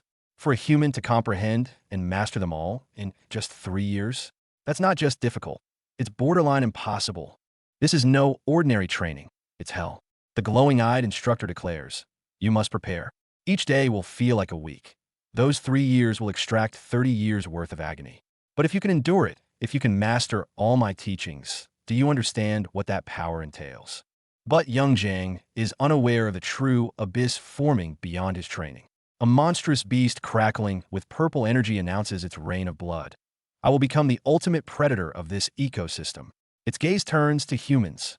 The scene shifts abruptly to young Zhang, his every hair standing on end, struck by a primal, predatory dread that chills the soul. Training begins. The silver-haired comrade leads. The mysterious blue-helmeted figure sets the brutal tempo, and the first lesson puts young Zhang and a purple critter under a humiliating, bone-pressing lockdown. "Yes, sir," he grits out, only to be corrected. "Remove the old." It seems this instructor is particular about his image. This is their new home, an underground cave built from scrap and refuse. Haunted and chaotic, it's littered with their master's strange collections, countless bottles and rows of hats. After the catastrophe, this bizarre order disorder became their sole reality. When their bones grew cold, theory lessons began. Disciples pored over impossibly dense texts, anatomy, biology, aeronautics, combat, all treasures salvaged from shipwrecks. The master's command was simple: memorize it all. Can't read it? That's okay. The silver-haired girl, self-taught in 8 modern languages, was there to translate directly into their minds. But young Zhang's curriculum was uniquely brutal. Not just physical evolution, but understanding and mastering the abilities of all the creatures he could connect to. The sheer volume of knowledge was mind-crushing. Even his little critter companion complained. After finishing its own studies, the master would appear, forcing it to take on more. No room for protests. 2 weeks later, after hot springs therapy healed his frostbitten bones, the truly hellish reaction training began immediately. Climbing balance, weighted hikes, deep-sea swimming, live combat. Day after day, the schedule was a relentless grinder. From basic conditioning, to adapting to any environment, to life-and-death battles against purple monsters. Through it all, a little pink critter stayed by his side, a silent witness to the grind from ordinary boy to warrior. Training? It was a lethal start, but at the end of that inferno awaited rewards. Muscle-soothing hot springs after every drop of sweat, and mountain-sized feasts of burgers and fries after scaling cliffs. Strict rules? Absolutely. Prayers of thanks before and after every meal to honor life itself. Rules were rules, but surprises came. One day, Master Ku returned from the primordial island with a special gift: fruit wine from its shores. He was accompanied by an old man with a gaze as sharp as a blade, who spoke not a word. He is one of the strongest warriors on the island. Ku whispered, introducing a being whose very presence evoked fear. Then came the dessert, a burst of colorful sweetness that nearly moved young Zhang to tears. "I wish I could have this every day," he sighed, face full of bliss. The next moment, BM, a fist out of nowhere. To this day, he has no clue why his silver-haired companion did it. And the island's mightiest warrior, face dark with fury, tore the cork from that wine bottle, plunging the atmosphere to sub-zero levels. Around the campfire, memories stirred. That woman, injured and humiliated by Reginald, was banned by the tribal chief from ever returning. But before she left, she told them with a smile, "When your training is complete, come visit us on the primordial island." Her words became a distant, binding promise. They laughed and agreed that day. But Ku pressed, with terrifying seriousness, "You must come." And then, she was gone. Her silhouette faded into the night, never to be seen again. The 22nd became a farewell date, marked by a bittersweet smile. As for young Zhang, his days were a solitary grind in the cave. Clutching a die, symbolizing the unknown, he'd stare at the crude, twisted smiley faces he'd carved into the stone. Each roll was another trial. Cultivation. It became his sole weapon against forgetting, against the relentless march of time. But he didn't hate the pain. On the contrary, it was this bone-deep, soul-rending agony that allowed him to truly forget time itself. In the endless cycle of brutal cultivation, he found a twisted kind of peace. The pain had become his only anchor. 1,030 days, 2 years, 300 days, all flowed past in silent shattering and resolve. An inverted figure, crumbling stone, a faded pink bear. Was it the rock breaking, or was it himself? Time offered no answers, marching on regardless. Young Jang's blood ran cold, sweat beading on his forehead. His friend Dong Yom, the ever-thirsty streamer, was waving a selfie stick, grinning about live-streaming the stuff he filmed on the island. A live stream? Visions of talking monsters and brutal battles flashed before his eyes. What fresh hell is this? You have sisters, right? Dong Yom's logic? Flawless. And utterly inescapable for young Jang. Forced participation, activate. Dong Yom is already hyping it up. This is what young people watch now. Your sisters would love to see you on TV. Young Jang feels sick, but manages a weak smile. Oh really? My sisters would be happy? Of course. And just like that, episode 15 of Lord of All Beings kicks off with an impromptu, windy mountaintop livestream. Dong Yom introduces his special guest, a man who spent 7 whole years on an uninhabited island. Young Jang nearly freezes on the spot, frantically waving it off. But the chat is already rolling. That islander hairstyle is fire, Young Jang. More like long forehead? Young Jang snaps. Stop commenting on my hair. I fulfilled my duties. This live stream is off to a disastrous start. Fine. To prove this isn't a total farce, Dong Yom reads a chat question. What was the first thing you ate on the island? Young Jang stiffens. Well, the first thing? It was probably... His gaze drifts downward, then lights up. He points off-screen with sudden drama. Wait, that. Because there wasn't any other meat on the island. It was the only thing left. Young Jang shrugs with a you-know-how-it-is look. Dong Yom is horrified. What? You're joking, right? Relax. Young Jang flashes a calm smile. In the next instant, he blurs, launching himself out of frame with explosive speed. Dong Yom is left gaping at the empty spot. Is this guy for real? On the security screen, a squirrel enjoys a peaceful stroll. Suddenly, a foot streaks into view from off-screen. Thwack! The squirrel cries, sent spinning through the air. In a monitoring room, Dong Yom supports his jaw, which is in danger of hitting the floor. Young Jang, he whispers in shock. Did he really just kick a squirrel? The live stream takes a deep dive into the bizarre. Holding a baggie with a mysterious purple substance, Young Jang grins like a villain. You were too noisy. I accidentally crushed it. But you know it's tastier when it's not crushed. His eyes gleam a dangerous red on camera. Dong Yom panics. Wait, don't stream that. The ultimate plot twist. Young Jang unveils a bowl of delicious-looking black sesame, glutinous rice balls. Good stuff like this isn't for squirrels, he declares, happily digging in for a live audience of over 1,000. Chat explodes. LMAO, I'm dead. As expected of the legendary senior. Young Jang smiles innocently at Dong Yom. See? They believe me now. Dong Yom stares at the skyrocketing viewer count, mind officially blown. Is this how you farm views? Dong Yom has an epiphany. A capitalist smirk appears.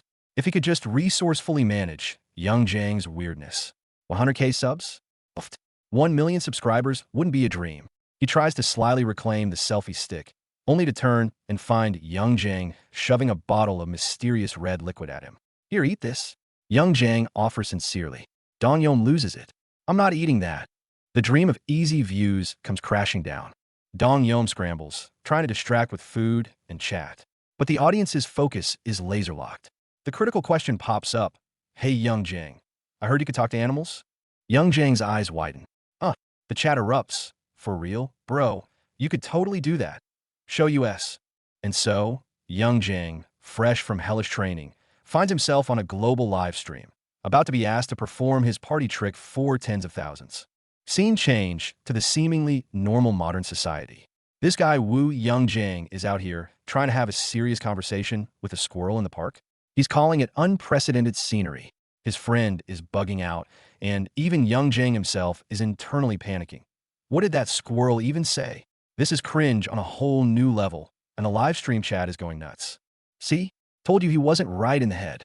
Next thing you know, he's hanging upside down from a tree, bragging about his lucky forehead mole. Then, in a wild plot twist, he starts cosplaying as Galileo Galilei. And when confronted, his only defense is, I was just translating. Surviving the wild island didn't break you, but ordinary life sure seems to. While young Jang is losing his mind, his equally chaotic friend Dong Yom is live streaming. Suddenly, a viewer named Rich Guy donates a whopping 1,000 star cookies. Dong Yom's jaw hits the floor. Young Jang, ever the opportunist, whispers, "Cookies? Gimme half." But hold up, nothing's free. Rich Guy smiles and drops his first mission. All right, the task is a hunt. Mission briefing. Hunt squirrels, wild boar, or any animal in the mountains. But Rich Guy has it out for young Jang. You have experience, you start 3 minutes late. Dong Yom panics until the ultimate bait is dropped. If you win, I'll give you 5,000 cookies. Game on. Dong Yom grabs his weapon and bolts. Only young Jang is left questioning life. Hunting for cookies? Seriously? Dong Yom is giving a pre-game pep talk, mumbling about catch and release and acting like King Kong. Then, he's all over that timer. Exactly 3 minutes. Hit start. Immediately, he turns to his mic with wild enthusiasm. Target. 5,000 buns taken from the Rich Guy. Let's go. In another frame, young Jang is already running silently. This whole thing is peak absurdity from minute 1. Timer's on. Dong Yom bolts into the woods, his viewer count skyrocketing. Just over a minute in, a creepy grin spreads across his face, turning into maniacal laughter. He's smug as hell in his head. Of course I know. I figured it out early. The local villagers are feeding the rabbits. He thinks he's unlocked the cheat code. To him, this hunt is way too easy. But buddy, you're setting yourself up for a massive fall. Bingo. Dong Yom finds the well-fed rabbits. They're way less wary than other animals. He narrates smugly on his live stream as he approaches. A gray bunny sees the offered food, its eyes sparkling. I'll eat well heartsuit. What a wholesome, friendly moment. The clock just hit 3:05, and Dong Yom's face is already flushed with victory. Those 5,000 cookies seem like a done deal. But pride comes before the fall. His outstretched hand hasn't even touched a rabbit when a massive shadow engulfs him. A split second later, a shoe slams into the ground. The next frame, Dong Yom is smashed into the dirt with brutal force. Rabbits and food go flying everywhere. Drenched in sweat and pain, he looks up into the emotionless eyes of something that has just marked him as prey. The screen flashes, target locked. The attacker is none other than Wu Young Jang, his supposed teammate. But this young Jang is different. Eyes glowing red, muscles bulging, radiating the aura of an apex predator from that mysterious island. He chuckles darkly, closing in, executing capture. Dong Yom is utterly confused, scrambling away while screaming, "Why am I the prey, you idiot? We're supposed to hunt animals." Young Jang's reply freezes the very air. Humans are animals too. No more words, just violence. A barrage of fists hammers down on Dong Yom, pink blood splatter effects exploding across the livestream feed. It's brutal, raw, and vicious. Viewer count hits 2390, an audience trapped in horror. But this bloody spectacle finally crosses the line. The next image is a cold notification on Dong Yom's screen. Account suspended for violating policy. Reason: violent or offensive content. It's over. In the worst way possible. The aftermath of the ban hits harder than expected. In a dim room, a man stares at a computer screen, face pale, sweat pouring. Warnings flash. Violent or shocking content, blood, vomit. He clutches his head, muttering no, no, over and over. Outside the door, Grace Miller freezes, looking in with pure shock. She repeats under her breath, "That thing." She's recognized something. Something big. Meanwhile, young Jang seems to be wrestling with his own demons. He's thrashing on a bed in pure terror, screaming about black glutinous rice. Hayrim stands nearby, utterly unfazed, casually pulling out her phone and hitting record. She teases him. It's just black glutinous rice. So the side effects young Jang brought back from the wild island go way beyond just throwing hands. Scene change to the real world, and the vibe instantly shifts to slice-of-life family comedy. Sister So-ee tries to throw away young Jang's old, faded cold fish t-shirt. Big mistake. Young Jang literally teleports across the room to snatch it back. Eyes glowing, holding his battle uniform aloft, and yells, "This is my favorite shirt." All right then. The man who can tear monsters apart in another world has one fatal weakness: a ratty old tea. The youngest sister, So-im, brings in a new source of joy, a poster for the Lantern Festival. 7 p.m. by the Sunsuk River. Looking at the dreamy, lit-up scene on the poster, smiles spread across the whole family's faces. Last year, So-im and So-I went together. This year, the little one beams and invites everyone. This year, let's all three of us go. Simple, everyday happiness. That's the vibe. But Young Jang's one-track mind is a black hole of misunderstandings. Dragged by his sisters to the Lantern Festival, he freezes on arrival. Then, pure outrage. This is not the kind of festival I was thinking of, is it? His clueless sister just asks, "What are you imagining now, bro?" Cut to the reveal. This isn't a cozy lantern display. It's a back bodybuilding competition. Under the spotlights, rows of muscle men are proudly displaying their lanterns, lats. Young Jang, we stand corrected. But wait, there's more drama. A guy in a Hawaiian shirt asks, "So I to take a picture," then accidentally steps on an ice cream cone. Awkward silence. The guy, however, suddenly gets this intense, fateful look and declares, "This is destiny. This has to be a tarot card outcome." So I's just done. Then, out of nowhere, he pivots. "Oh, by the way, did you see the news yesterday?" This conversation has more whiplash than Young Jang's right hook. Trying to salvage the vibe, Hawaiian shirt guy spouts some nonsense. The news said kissing a lot can extend your lifespan. You know, he meant it as a joke. He picked the wrong girl. Before the words even settle, a massive hand clamps down on the top of his head like a vice. Young Jang is suddenly right behind him, eyes cold and glowing red. He leans in and asks, low and dangerous, "You are So-I's friend?" Hawaiian shirt guy's soul leaves his body. Reveal. So-I rushes between them. "Wait. He's my brother." Hawaiian shirt guy is a quick study. He drops into a perfect 90-degree bow, forehead nearly scraping the ground. "Big bro, I failed to recognize the great mountain. Please forgive this ignorant junior." To make amends, he declares passionately, "Today, let me be your family's squishy picture guy." He butchered photographer. Young Jang looks utterly lost. Squishy picture guy? And just like that, we're back in a comedy sketch. Squishy picture guy gets to work. He enthusiastically directs the family into poses, the shutter clicking away. He even takes a selfie. But when Young Jang sees the results, he gasps in horror. His own face looks absolutely tragic. He covers his face and moans, "Ugh, I photographed myself too hard."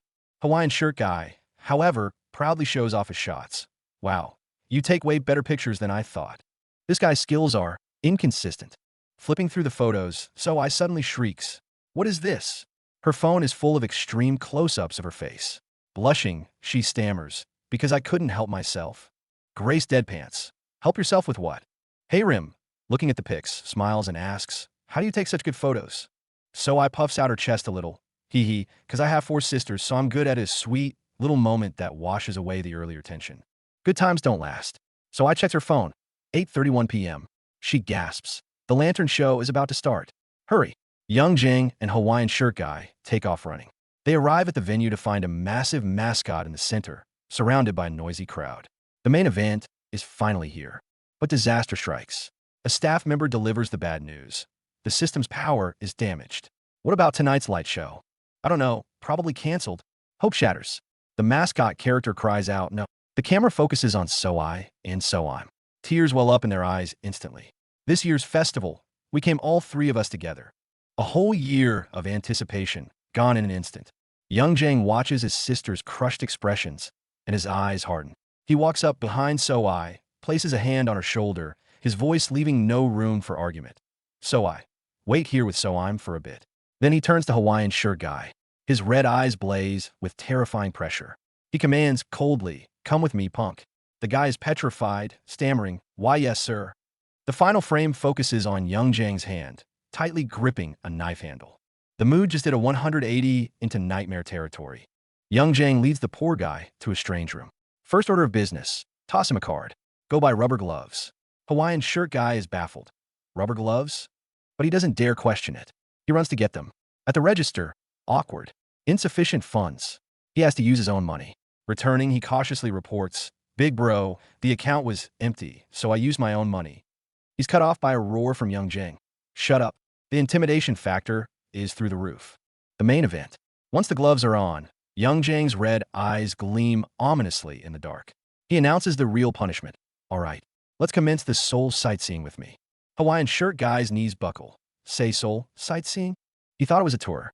But the next screen reveals the terrifying truth. It's a torture method, grabbing someone by the hair at their temples and yanking them upward. Just the description makes your scalp tingle. Before the punishment even starts, chaos erupts. In a dark corridor, Young Jang suddenly collapses in agony. A mechanical snake crackling with electricity is coiled tightly around his leg. Hawaiian shirt guy yells, "Why are you doing this?" Meanwhile, back at the festival, sisters So-I and So-I'm gaze at the distant crowd, determination in their eyes. We've been looking forward to this festival all year. And for them, the man being electrocuted by the snake roars in his heart. For them, I will become an electric eel. Young Jang sits cross-legged, electricity arcing across his body. Across from him, Hawaiian shirt guy is sweating bullets, but with newfound resolve. Young Jang explains the technique.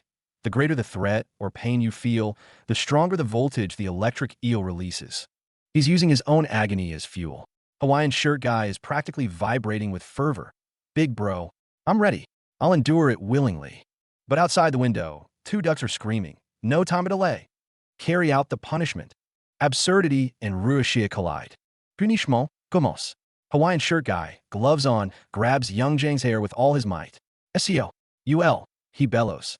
The grip is agonizing. Young Jang's face goes deathly pale, his eyes rolling back with a weird purple light as a guttural scream tears from his throat. Purple electricity erupts from them in a violent burst. This isn't sightseeing. This is a sacrifice. A brutal ritual to exchange pain for power. In a vast, arena-like space, Young Jang sits alone in the center. Volatile blue electricity surges directly into him through cables. His entire body convulses with the torture, a ragged cry ripping from his throat. Up in the stands, Grace and Hayrim huddle together, faces etched with shock and worry. They know what he's doing. He's forcing himself, torturing himself, to awaken that otherworldly power. All for one purpose, to light up the lantern show for his sisters. On a stormy night, a scene more brutal than lightning unfolds. The man with red gloves presses his hand against Grace's head. Crackling blue-white electricity instantly swallows her screams.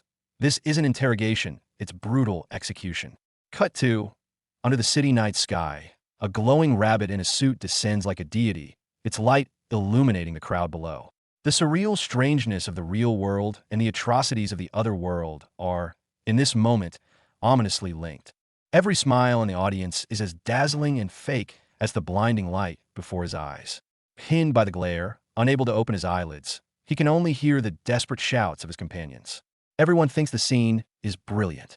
Only he, at the epicenter, knows that each beam of light is a needle piercing his bones. Everything is shining? No. This is a brand of torture called appreciation, designed for the exhibit on stage. The threat in a rainy night can be more sudden than lightning. One moment, a duck watches in confusion at the fish in its companion's mouth. The next, that fish is brutally impaled on the ground. The true hunter stands between them. Blue electricity crackles at his feet, absolute dominance in his gaze. The two ducks submit their offerings. Understand this? On this island, obedience is the only law of survival. The second chapter of the story begins quietly. His fingertips gently touch the soil of the other world, as if still sensing the fading warmth of yesterday's companions. On his shoulder, the little purple creature whispers restlessly, making his already tense heart pound in unison. A new adventure is about to begin. He arrives, carrying the scent of the wilderness and a belated, "I'm sorry." All the animals await this legendary being, expecting miracles. But who could have imagined that his reappearance wouldn't bring shelter, but a forest of gravestones? That grassy field of cheers and laughter instantly becomes a graveyard of wails. His apology now rings with bitter, crushing irony. The soil is still damp, filled with the sorrow of companions buried with their lives. He gazes at the gravestones for those who fell for him, then at the faces that fought beside him. The words, "Thank you for your help," carry the weight of countless sacrifices. And the others, easygoing, it was nothing tightens his throat. Some debts are repaid with blood. The rescued present their most sincere gratitude to their saviors. Crystals, flowers, countless hands clasped in prayer. It was you who saved us from Gulf, who turned this place into a hellhole. Small gifts, immeasurable sentiment.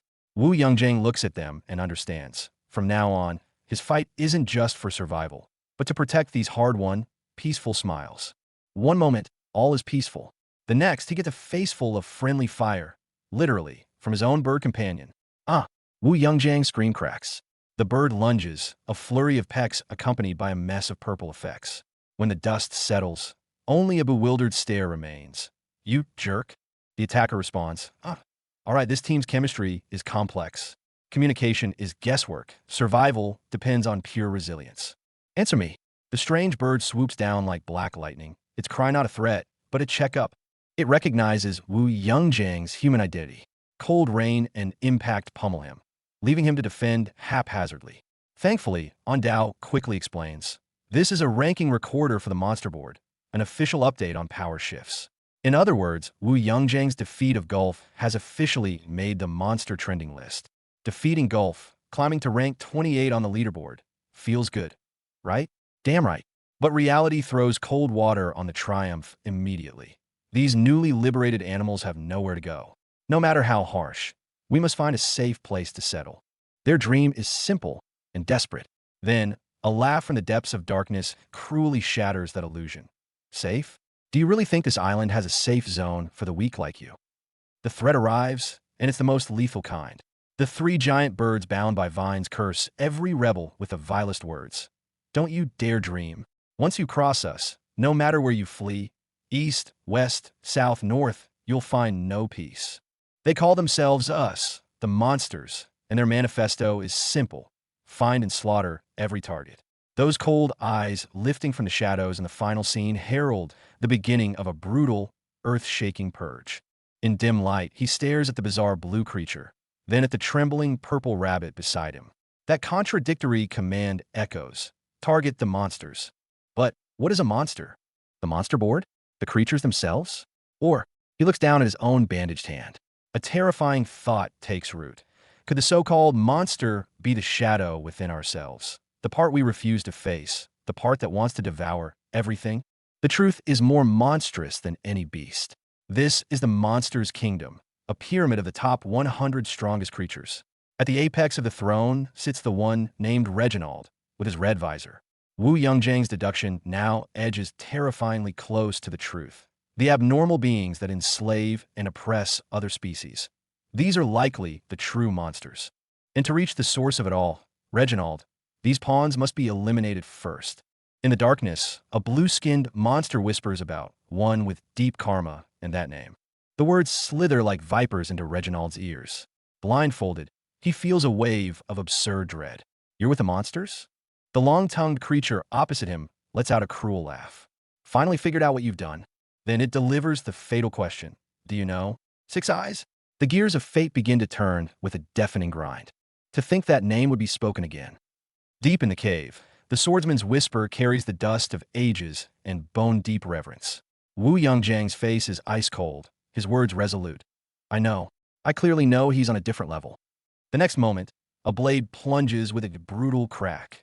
Because that person is the one who granted me the right to rule this land, the one closest to me.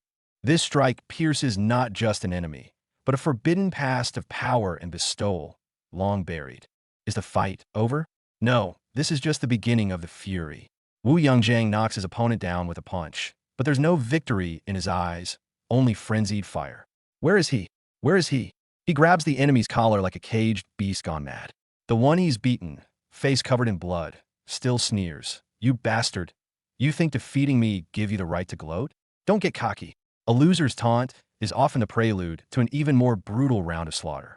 The five fated gods, the name itself chills to the bone. They are the five fiends acknowledged by Reginald, standing at the apex of the nameless domain, deities presiding over life and death. When their red eyes gleam under the moon, the once boastful orange bird instantly drenches in cold sweat, finally grasping the magnitude of what it provoked. And the pink on Dao's furious roar strips away all pretense. He's trash. Before true deities, even rage feels insignificant. The tension snaps instantly. The sound of rending air descends from the sky as the giant purple monster bird tears through the quiet with its signature long beak. In the camp, Wu Yangjiang's muscles coil tight. He shields on Dao behind him and snarls a raw command into the night. Shut your beak and get lost. And take this message back to Six Eyes. His eyes hold no fear, only brimming battle lust. The words barely leave his mouth before he propels himself forward like a cannonball. Negotiation? Out of the question. For unwelcome guests, fists are the fastest reply. Bad news piles up. The gray-purple creature is on the verge of tears. No matter how I plead, they won't listen. Why throw yourselves into the fire? The manager personally appointed by Six Eyes just suffered a crushing defeat. Imagine the master's wrath. Six Eyes will definitely rage. He'll come here himself. Panic spreads. The green-haired Wu Yongjiang listens expressionlessly, then finally utters two quiet words. But what follows those two words is a decision already made. Your father has seen it clearly. The animal's whispers carry a calm, all-seeing insight. The green-haired woman merely turns her profile, her tone certain. The moment I said Six Eyes would come, they clearly, and in the end, have smiled. It's not mockery, but the knowing, confident, almost amused smile of those who see the whole game. While hunter and prey think they are strategizing, the true player smiles from beyond the board. The pink-orange sunset is breathtakingly beautiful, the wasteland deathly silent. On a large boulder, a dark figure lies asleep, even marked with ZZZ. But this piece is an illusion. Thump, thump. The vibrations come from beneath it, its unconscious heartbeat, or the signs of impending awakening. On the ground, a flock of small birds scatters in panic at the faint tremors. Before the storm, even breathing carries weight. Stop sleeping. Tamapa, wait, time to get punched. The black human-shaped lightning strikes instantly, a chokehold cutting off the large bird's cry of 6EY. Bro brother is taking a nap. If there's something, the threatening line is left unfinished. This is island law. No warning, no chit-chat. Disagree? Beaten until you submit. As for the consequences of waking the sleeping boss, worry about that after the fight. Rank 22 on the monster board, Cheetah King Marrow, one of Six Eyes fiends. Right now, its claw presses heavily into the ground with a dull thud. Beneath its shadow, the giant white bird trembles violently, every feather shaking with fear. Is it shaking its fur? It can't even guess the enemy's intent. Before absolute power, even the foe's purpose becomes a terrifying riddle. Marrow simply states coolly, "Go on, tell me." Tell what? The unspoken second half of that sentence holds the true threat. Ambush. Without warning, the giant pink bird, caught off guard, is slammed to the ground by a blue blur. Attacked due to negligence, powerless to fight back. Shame floods its thoughts. The attacking blue leopard roars in fury. Who? Who dares invade territory under my elder brother's jurisdiction? It snarls, declaring sovereignty. The pink bird struggles in pain on the ground, a more terrifying thought rising. This is the first time I've seen them. A more powerful enemy has entered the fray. The intel quickly reaches the top predators. Them. Yes, a human and a flying squirrel. At human, the blue leopard flashes a hunter's glare. But when the words flying squirrel land, the one beside it, the silent, purple-spotted cheetah king, one of the five fated gods, slowly splits its mouth into a grin. Thick saliva drips from its fangs. It's not hunger. It's the Dungning grin of ecstatic, ravenous greed upon spotting a peerless treasure. Wu Yongjiang and Ondao have been marked by a true god. The real world, warm sunlight filters through mall windows. Grace and Hayrim are picking out a birthday present for 12-year-old Zoe. If it's too hard to choose, you can always ask a staff member for suggestions. Grace's advice is thoughtful and practical. Hayrim, like any awkward elder, asks the clerk with a mix of nervousness and anticipation. This ordinary, heartwarming slice of life forms a heart-wrenching contrast to the bloody brutality of the other world. A gift for a 12-year-old girl sparks a fierce clash between bro aesthetic and practicality. Hayrim holds up a macho titanium diving watch, eyes shining. Waterproof to 200 meters. Grace shuts it down mercilessly. Put it back. It's not suitable for Zoe. Hayrim bristles with a, "Why do you always reject my choices? Let's ask the Dingyan then. See whose pick is better." The moment the clerk appears, the atmosphere plunges into cringe-worthy awkwardness. Hayrim scratches his head, letting out his signature awkward laugh. Ha, it's a watch for a 12-year-old girl. Some things are universal. Picking a gift for your little sister is an eternal, hilarious challenge for big brothers in any world. Grace and Hayrim are about to come to blows over a watch in a supermarket. The mood flips in an instant. Grace stumbles, scaring the life out of Hayrim. Hayrim is still worried about Grace's shoulder. Still the same soft-hearted guy, even if he pretends otherwise. The two head to a restaurant to pick a gift for Zoe. Wants to be a cop? Fitness equipment it is. That's Grace's logic. Hayrim suddenly gets serious, thanking Grace for always being there. The unexpected sincerity almost makes the air turn awkward. Oh no, there's been a misunderstanding. To Hayrim, that thanks for the gift sounds like a confession out of nowhere. Seeing a Neobiani Gamja John has Grace practically fainting. A foodie's joy is that simple. Seems peaceful on the surface, but is there a stalker in the shadows? This date might have unwanted spectators. One of the two stalkers is coughing, the other fetches water. Wait, why are Grace and the others heading that way? A farewell under the evening sky. Grace's smile holds a hint of something complicated. Wait, did they just hold hands? The stalking duo who witnessed are instantly petrified. The gift is a massage belt? Seeing Grace happily hugging it, did that clueless guy's gift somehow hit the mark? I want to try it now. Grace doesn't hesitate and straps the massage belt right onto Wu Youngjang.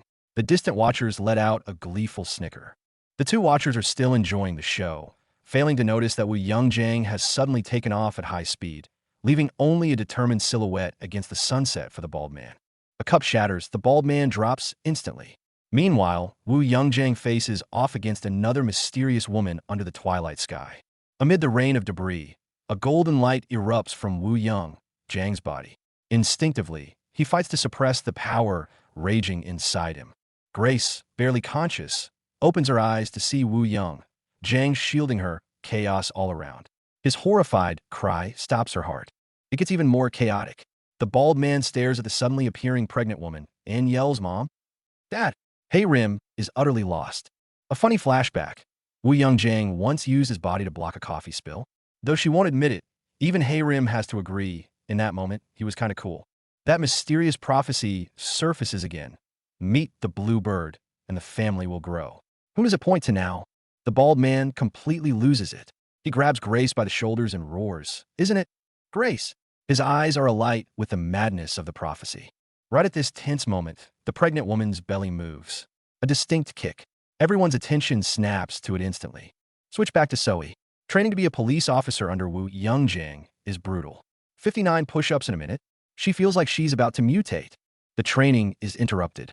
Their neighbor, Doko Jun, rushes in with a warning. A big storm is coming. The mood shifts instantly from boot camp to end-of-the-world alert. Doko Jun's eyes light up at the sight of Soi's unexpected visit. School foundation day sure is a convenient excuse. Confidently, Soi challenges them to arm wrestling, thinking she can easily beat any regular guy. Doko Jun feels instantly slighted. You looking down on me, high schooler? Provoked, Doko Jun vows to show Soi the terror of adults. Meanwhile, Wu Youngjang stares at the darkening sky, alarm bells ringing. The storm? Is it coming? Seeing Doko Jun sent flying by her own hand, Soi panics and bolts. Gotta go get Soim. She leaves Wu Youngjang standing there, watching her flee. The sense of danger is overwhelming. Wu Youngjang races frantically through the city, muttering about his sister. She's gonna be late. The storm, he senses, is far more terrifying than any typhoon. One guy, one rainy night, running like his life depends on it. Every muscle is screaming. His eyes are pure desperation. He's muttering about shortcuts, but this speed is pure adrenaline-fueled panic. And then, just like that, his body gives out. He collapses to his knees, soaked in a mix of sweat and rain, utterly spent. The ultimate irony? A little dog tied to a post nearby, equally drenched, is just sitting there with a goofy grin, as if enjoying the best show in town. The chase is on, and this angle reveals the true drama. A little gray creature is fleeing in a panic, its eyes wide with a mix of terror and thrill. Hot on its tail is the blue-suited maniac, red eyes blazing as he lunges forward. The poor pup is practically screaming. Rain pours down, creating a desperate, absurd chase scene between man and beast. Just when you think it's about to get ugly, the plot takes a hard left turn. That same intimidating man is now cradling a tiny yellow puppy, running through the downpour with the utmost care. Look at that pup, tongue out, smiling like it's the best day ever. The hero's eyes are steady, the earlier ferocity gone. Seriously? You were chasing to rescue this little guy? Expanding the rescue operation to felines now. Are we? The scene shifts. A black and white cat is making a desperate, graceful leap through the rain-soaked branches. And hot on its heels is a woman, moving with purpose. Seriously, our interdimensional survivor's new part-time job is just chasing down and saving animals around town? Talk about a mundane use of supernatural powers. The rescue operation is growing. He's got an orange hamster in one hand and a grumpy-looking black and white cat in the other. In this pouring rain, with no one else around, dude's basically running a mobile animal shelter. Look at his profile, sweat and rain mixing, but the exhaustion and determination in his eyes are real. Sometimes, protecting the mundane world is more draining than fighting monsters in another. Upgrading from cats and dogs to birds now. A crow shivers in a cold, wet alleyway, clearly in trouble. Over here, young Jang, carrying an excited cat that seems to be pointing the way, is rushing toward the scene. But danger always moves faster than rescue. A wooden beam above starts to collapse. It's another race against time and disaster. Boom! Fight scene. Two figures clash on a rooftop, sending wooden splinters flying like shrapnel. Below them, a poor little blackbird is terrified out of its mind. Then, a broken beam goes flying, smashing straight into a street lamp. Glass shatters everywhere. What did these animals ever do to deserve being caught in the crossfire of superhuman brawls? Plot twist. That innocent little blackbird is now standing triumphantly amid the broken glass, next to Dao, who looks utterly fed up. Wait, so that massive rooftop fight was caused by this little troublemaker? And in the distance, a caped figure soars between skyscrapers, cloak soaked by rain. Dao's inner monologue. Young Jing, just what kind of troublemakers are you collecting now? This red-collared crow is on an emotional roller coaster. First, it's screaming in excitement. Then, it gets startled by a companion. Next, it's hugging Dao, tears streaming. And finally, it's face-to-face with a muscular young Jing, who has a cat on his shoulder, a dog at his feet, and a backdrop of hearts and pastries. The crow's brain short-circuits. Wait, this isn't the dystopian survival show I signed up for. This is a petting zoo. The crow becomes a navigator, using a maze diagram to guide young Jing. The group flees through dark, torchlit corridors, shares a tender moment on a rainy street, and then ends up on a tiny raft, adrift in a flooded urban river during a downpour. Dark skyscrapers loom behind, an uncertain torn ahead. Perfect. Just finished wilderness survival. Now it's urban poetry, drift chronicles. The atmosphere turns deadly serious. At the gates of a school in a torrential downpour, young Jang stands with a staff, his gaze murderous. Dao on his shoulder and the animal companion at his feet, their eyes are glowing red too. They're all glaring at the entrance of Nene Elementary. This doesn't look like a big brother picking up his sister. This looks like a reckoning. There, on the balcony, young Jang senses danger and moves in a flash. In the blink of an eye, his right hand swoops, his left hand lifts. Cat, crow, puppy, all three little creatures are snatched from harm's way. The close-up on his face shows beads of sweat. That was way too close for comfort. Stopped by security. What are you doing here? The guard demands. Young Jang replies flatly. I'm here to pick up my sister. But that excuse looks pretty weak next to the notice on the wall that clearly states, school closed early due to typhoon. The guard's eyes go wide, sweat forming. Dude, you could have come up with a better lie. The phone connects. Young Jang's voice is uncharacteristically soft. Yeah, I'm at home. In his mind's eye is the smiling face of his little sister, So. But back in a real room, the atmosphere is tense. One person sits alone, another stand apart, separated by an invisible wall. Home is a shelter, but some wounds need time to heal before they can dock. Cut back to school. A classroom is holding a class president election. Two names are on the blackboard, Woo So-I and Song Hae-Nim. The teacher announces the vote count is starting and the students erupt. Meanwhile, a red-haired kid named Seo Guangcheol is already boasting to his lackey with supreme confidence. Me becoming class president? It's a done deal. He looks like he's already counting his victory. And here he is, the legendary school bully, red-haired Song Hae-Nim, the so-called boss of Nene Elementary. His lackey is buttering him up, saying as long as everyone fears his fists, the vote is in the bag. The redhead smiles, eyes closed, loving it. Then, the results are announced. Woo So-I, 5 full marks, unanimous. Song Hae-Nim, 1 vote. The smile on the boss's face freezes solid.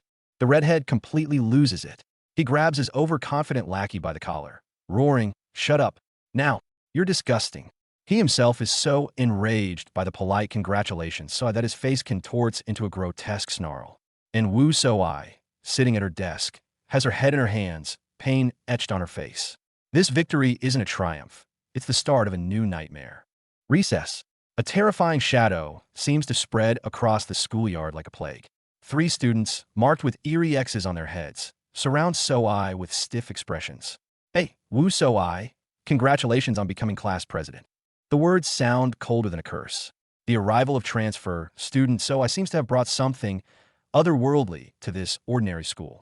The redhead and his lackey try to teach So-I a lesson by tricking her onto a spinning playground thing, offering to push her. So-I smiles innocently. Really? I'm great at this. The next second, she becomes a human spin cycle engine, cheering spin it, with glee. The redhead is clinging to the bars for dear life, his face warped by centrifugal force, eyes rolling back. This isn't a lesson. It's a one-way ticket to Vomit Comet Town. It's not over. Fresh off the spin cycle, the redhead gets dragged into Water Park Derby. So I, and what looks like another version of herself, are pulling him through the water at insane speeds, all while grinning and asking, "Feeling sick yet? But it's fun, right?" His face has turned a sickly gray-purple, sweat pouring, eyes wide with terror. He can only scream incoherently. Cell slow. Faster. He's utterly broken, unable to tell torture from playtime anymore. Running. Endless running. The redhead, tricked by So I, is sprinting around the field until he's completely spent, gasping for air. So I skips beside him, mimicking his heavy breathing and yelling faster. Faster. Turns out, the redhead stopped ages ago, and So I only just noticed with a casual "oh." The damage isn't physical. It's purely psychological and utterly humiliating. School bullying? No, this is a one-sided, multi-dimensional beatdown of mind and body. The redhead finally snaps. "You dare mock me?" he roars, throwing a punch at So I. But before his fist connects, a blue blur intercepts the boy always near So I and takes him down with a single swift strike. The redhead is left writhing on the wet ground, howling in pain, while his lackey screams in panic. And So I? Xiao Jiao excused herself to the bathroom and vanished. One plan fails, another is hatched. Wrist throbbing, heart full of hate, the redhead vows to teach So I a lesson. His master plan? Sneak an embarrassing photo of her and post it in the class chat for public shaming. Phone in hand, his smile turns increasingly sinister. Meanwhile, So I and her friend seem to be happily taking pictures, completely unaware of the malice heading their way. Operation commence. The redhead sneaks up on So I, who's quietly reading. He raises his phone, lens aimed. "Snap a pic and post it to the group?" he whispers, thrilled with his own cleverness. His lackey sweats bullets but still manages to flatter. "Only you could think of this, boss." Click. The shutter sounds. The redhead looks down at his screen, a sly smirk curling his lips. His prey's embarrassing moment is about to become his trophy. The photo is taken. The redhead triumphantly shows his phone to the lackey. The lackey peers at the screen, but it's not an embarrassing shot of So I. It's a distorted, creepy blue ghost face, glaring right out of the screen. There's a ghost behind SOI. The lackey loses his mind, screaming bloody murder. The redhead looks again and immediately shatters. It's me, you idiot." He managed to take a perfectly hideous selfie. A meticulously planned humiliation ritual has turned into a public art installation showcasing his own stupidity. So I produces evidence, a photo of her brother, young Jing, surrounded by a whole menagerie of peaceful animals. "They're my brother's friends," she declares proudly. The classmates are stunned. Befriend any animal? The quiet, glasses-wearing boy, CEO Guangxiol, looks at the photo with a complicated expression. He murmurs to Soa, "I wish I could take pictures like that too." A story about lies and miracles begins to weave its way through the school halls. CEO Guangxiol confronts Soai. "No more beating around the bush. This thing about you being friends with animals, is it true or a lie?" Soai calmly denies lying. The boy smiles, a hint of cunning and pleading in it. Then, "Can you do me a favor? At my home, I have 2 dogs too." He mentions the names Kong and Zhang, his mind drifting back to those 2 side-by-side doghouses. His vulnerability and longing are laid bare. After school, City Education Park. CEO Guangqiul shows up as asked, but his mind is racing. "Brother, that thing she said about bringing my brother, does she mean them?" Under the twilight sky, the answer arrives. It's young Zhang, and he's leading 2 massive, intimidating Dobermans, Kong and Zhang. The boy stares at this man and his 2 hounds combo, his brain short-circuiting. But why? Does her brother want his dogs to be friends with me? The truth is out. When CEO Guangqiul said 2 dogs, elite warriors, he meant Kong and Zhang. And he wanted So I, through her brother, to somehow order these 2 beasts to befriend him. In the distance, Kong and Zhang are snarling, their forms silhouetted menacingly against the twilight. So I's friend hears this absurd request and yells what everyone's thinking. These kids are trying to befriend the guard dogs of a monster? That's a uniquely bold life goal. The scene pivots wildly between sweet and horrific. On one side, Hey Rim is holding little So I's hand, casually introducing her family's friend. On the other, young Zhang stands frozen in the dark, his Doberman Kong dashing through the city, a crimson object clamped in its jaws. And then there's this unknown, pink-haired woman. Her look of utter shock screams she's seen something she wasn't meant to. The tranquil dusk erupts into chaos. A clearing becomes an arena as Kong and Zhang, young Zhang's other dogs, their eyes glowing with malevolent red and blue light, maul a fallen figure. Hey Rim instantly shoves So-I behind him, the gym rat's gaze hardening to steel. Simultaneously, across the city, another emergency unfolds as a bespectacled man races towards a collapsed girl. Two disasters detonate at once. Where is Yongjang? Hayami Movis. A single palm strike, laced with killing intent, slams a cyber hound to the ground. He stands defiant between the two snarling beasts, his grimace laced with pity. He sees the truth. These monsters are just children, artificially bred, never knowing affection or comfort. They don't even understand their own existence. A cold, female voice narrates this man-made tragedy with scalpel-like precision. But that understanding enrages a hidden force. A venomous roar erupts. Taste what you've never experienced before. The taste of acting spoiled. A horrifying purple wolf monster materializes and devours a man. His face contorts in agony. This isn't a fight. It's humiliation, turning the desire for affection into a tool of sadistic torture. The scene descends into surreal horror. Hey Rim in blue is on all fours, letting two cyber hounds ride his back, with an unsettling look of pleasure on his face. The furious orange-haired man, the one just attacked by the wolf, snaps. What the hell are you doing? Meanwhile, Kong and Zhang brawl on the ground, uttering bizarre, sounds like so tasty. Absolute bedlam reigns. In the nick of time, young Zhang appears. He grabs the orange-haired woman's, let's call her Orange, arm, his signature red eyes gleaming with unsettling insight. Stop pretending, he whispers, piercing through her facade. I know, you're more sensitive and fragile than anyone. In the fading twilight, he holds the struggling Orange in a firm embrace from behind, as if to free the tender self she's been caging. The confrontation shifts to the city's highest peak. Young Zhang leaps from a rooftop, the spoiled child hiding deep inside you. It's desperate to come out. His words are a detonation aimed at Orange. She's stunned, her war paint twitching on her frozen face. Young Zhang roars, utterly merciless. You want to act spoiled too, don't you? The mask on Orange's face shatters. Her deepest, most shameful desire has just been violently exposed. Hey Rim hoists young Zhang himself, in his red-haired form, high into the air. How does it feel? Hey Rim grins. Young Zhang smiles back, savoring the memory. The taste of indulging. But the warmth is a lie. The scene violently cuts to a cold, blue-violet close-up. A pair of lips part, issuing a single, chilling command. Run. The terrifying pressure returns. Do it to me again. Please. Orange begs young Zhang like a child craving candy, even promising to be a good girl. She obediently bows her head. His hand descends. The screen plunges into black. Light returns. Young Zhang's red eyes burn with predatory control. Terror is all that remains on Orange's face. What's the price of this good girl promise? Peace settles under the setting sun. The group reconvenes. Kong and Zhang restore to their handsome, slightly nervous canine selves.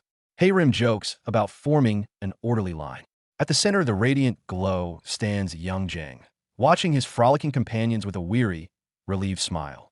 He pulled everyone back from the brink of madness in his own unique way. Chapter end. But a greater storm still gathers on the horizon.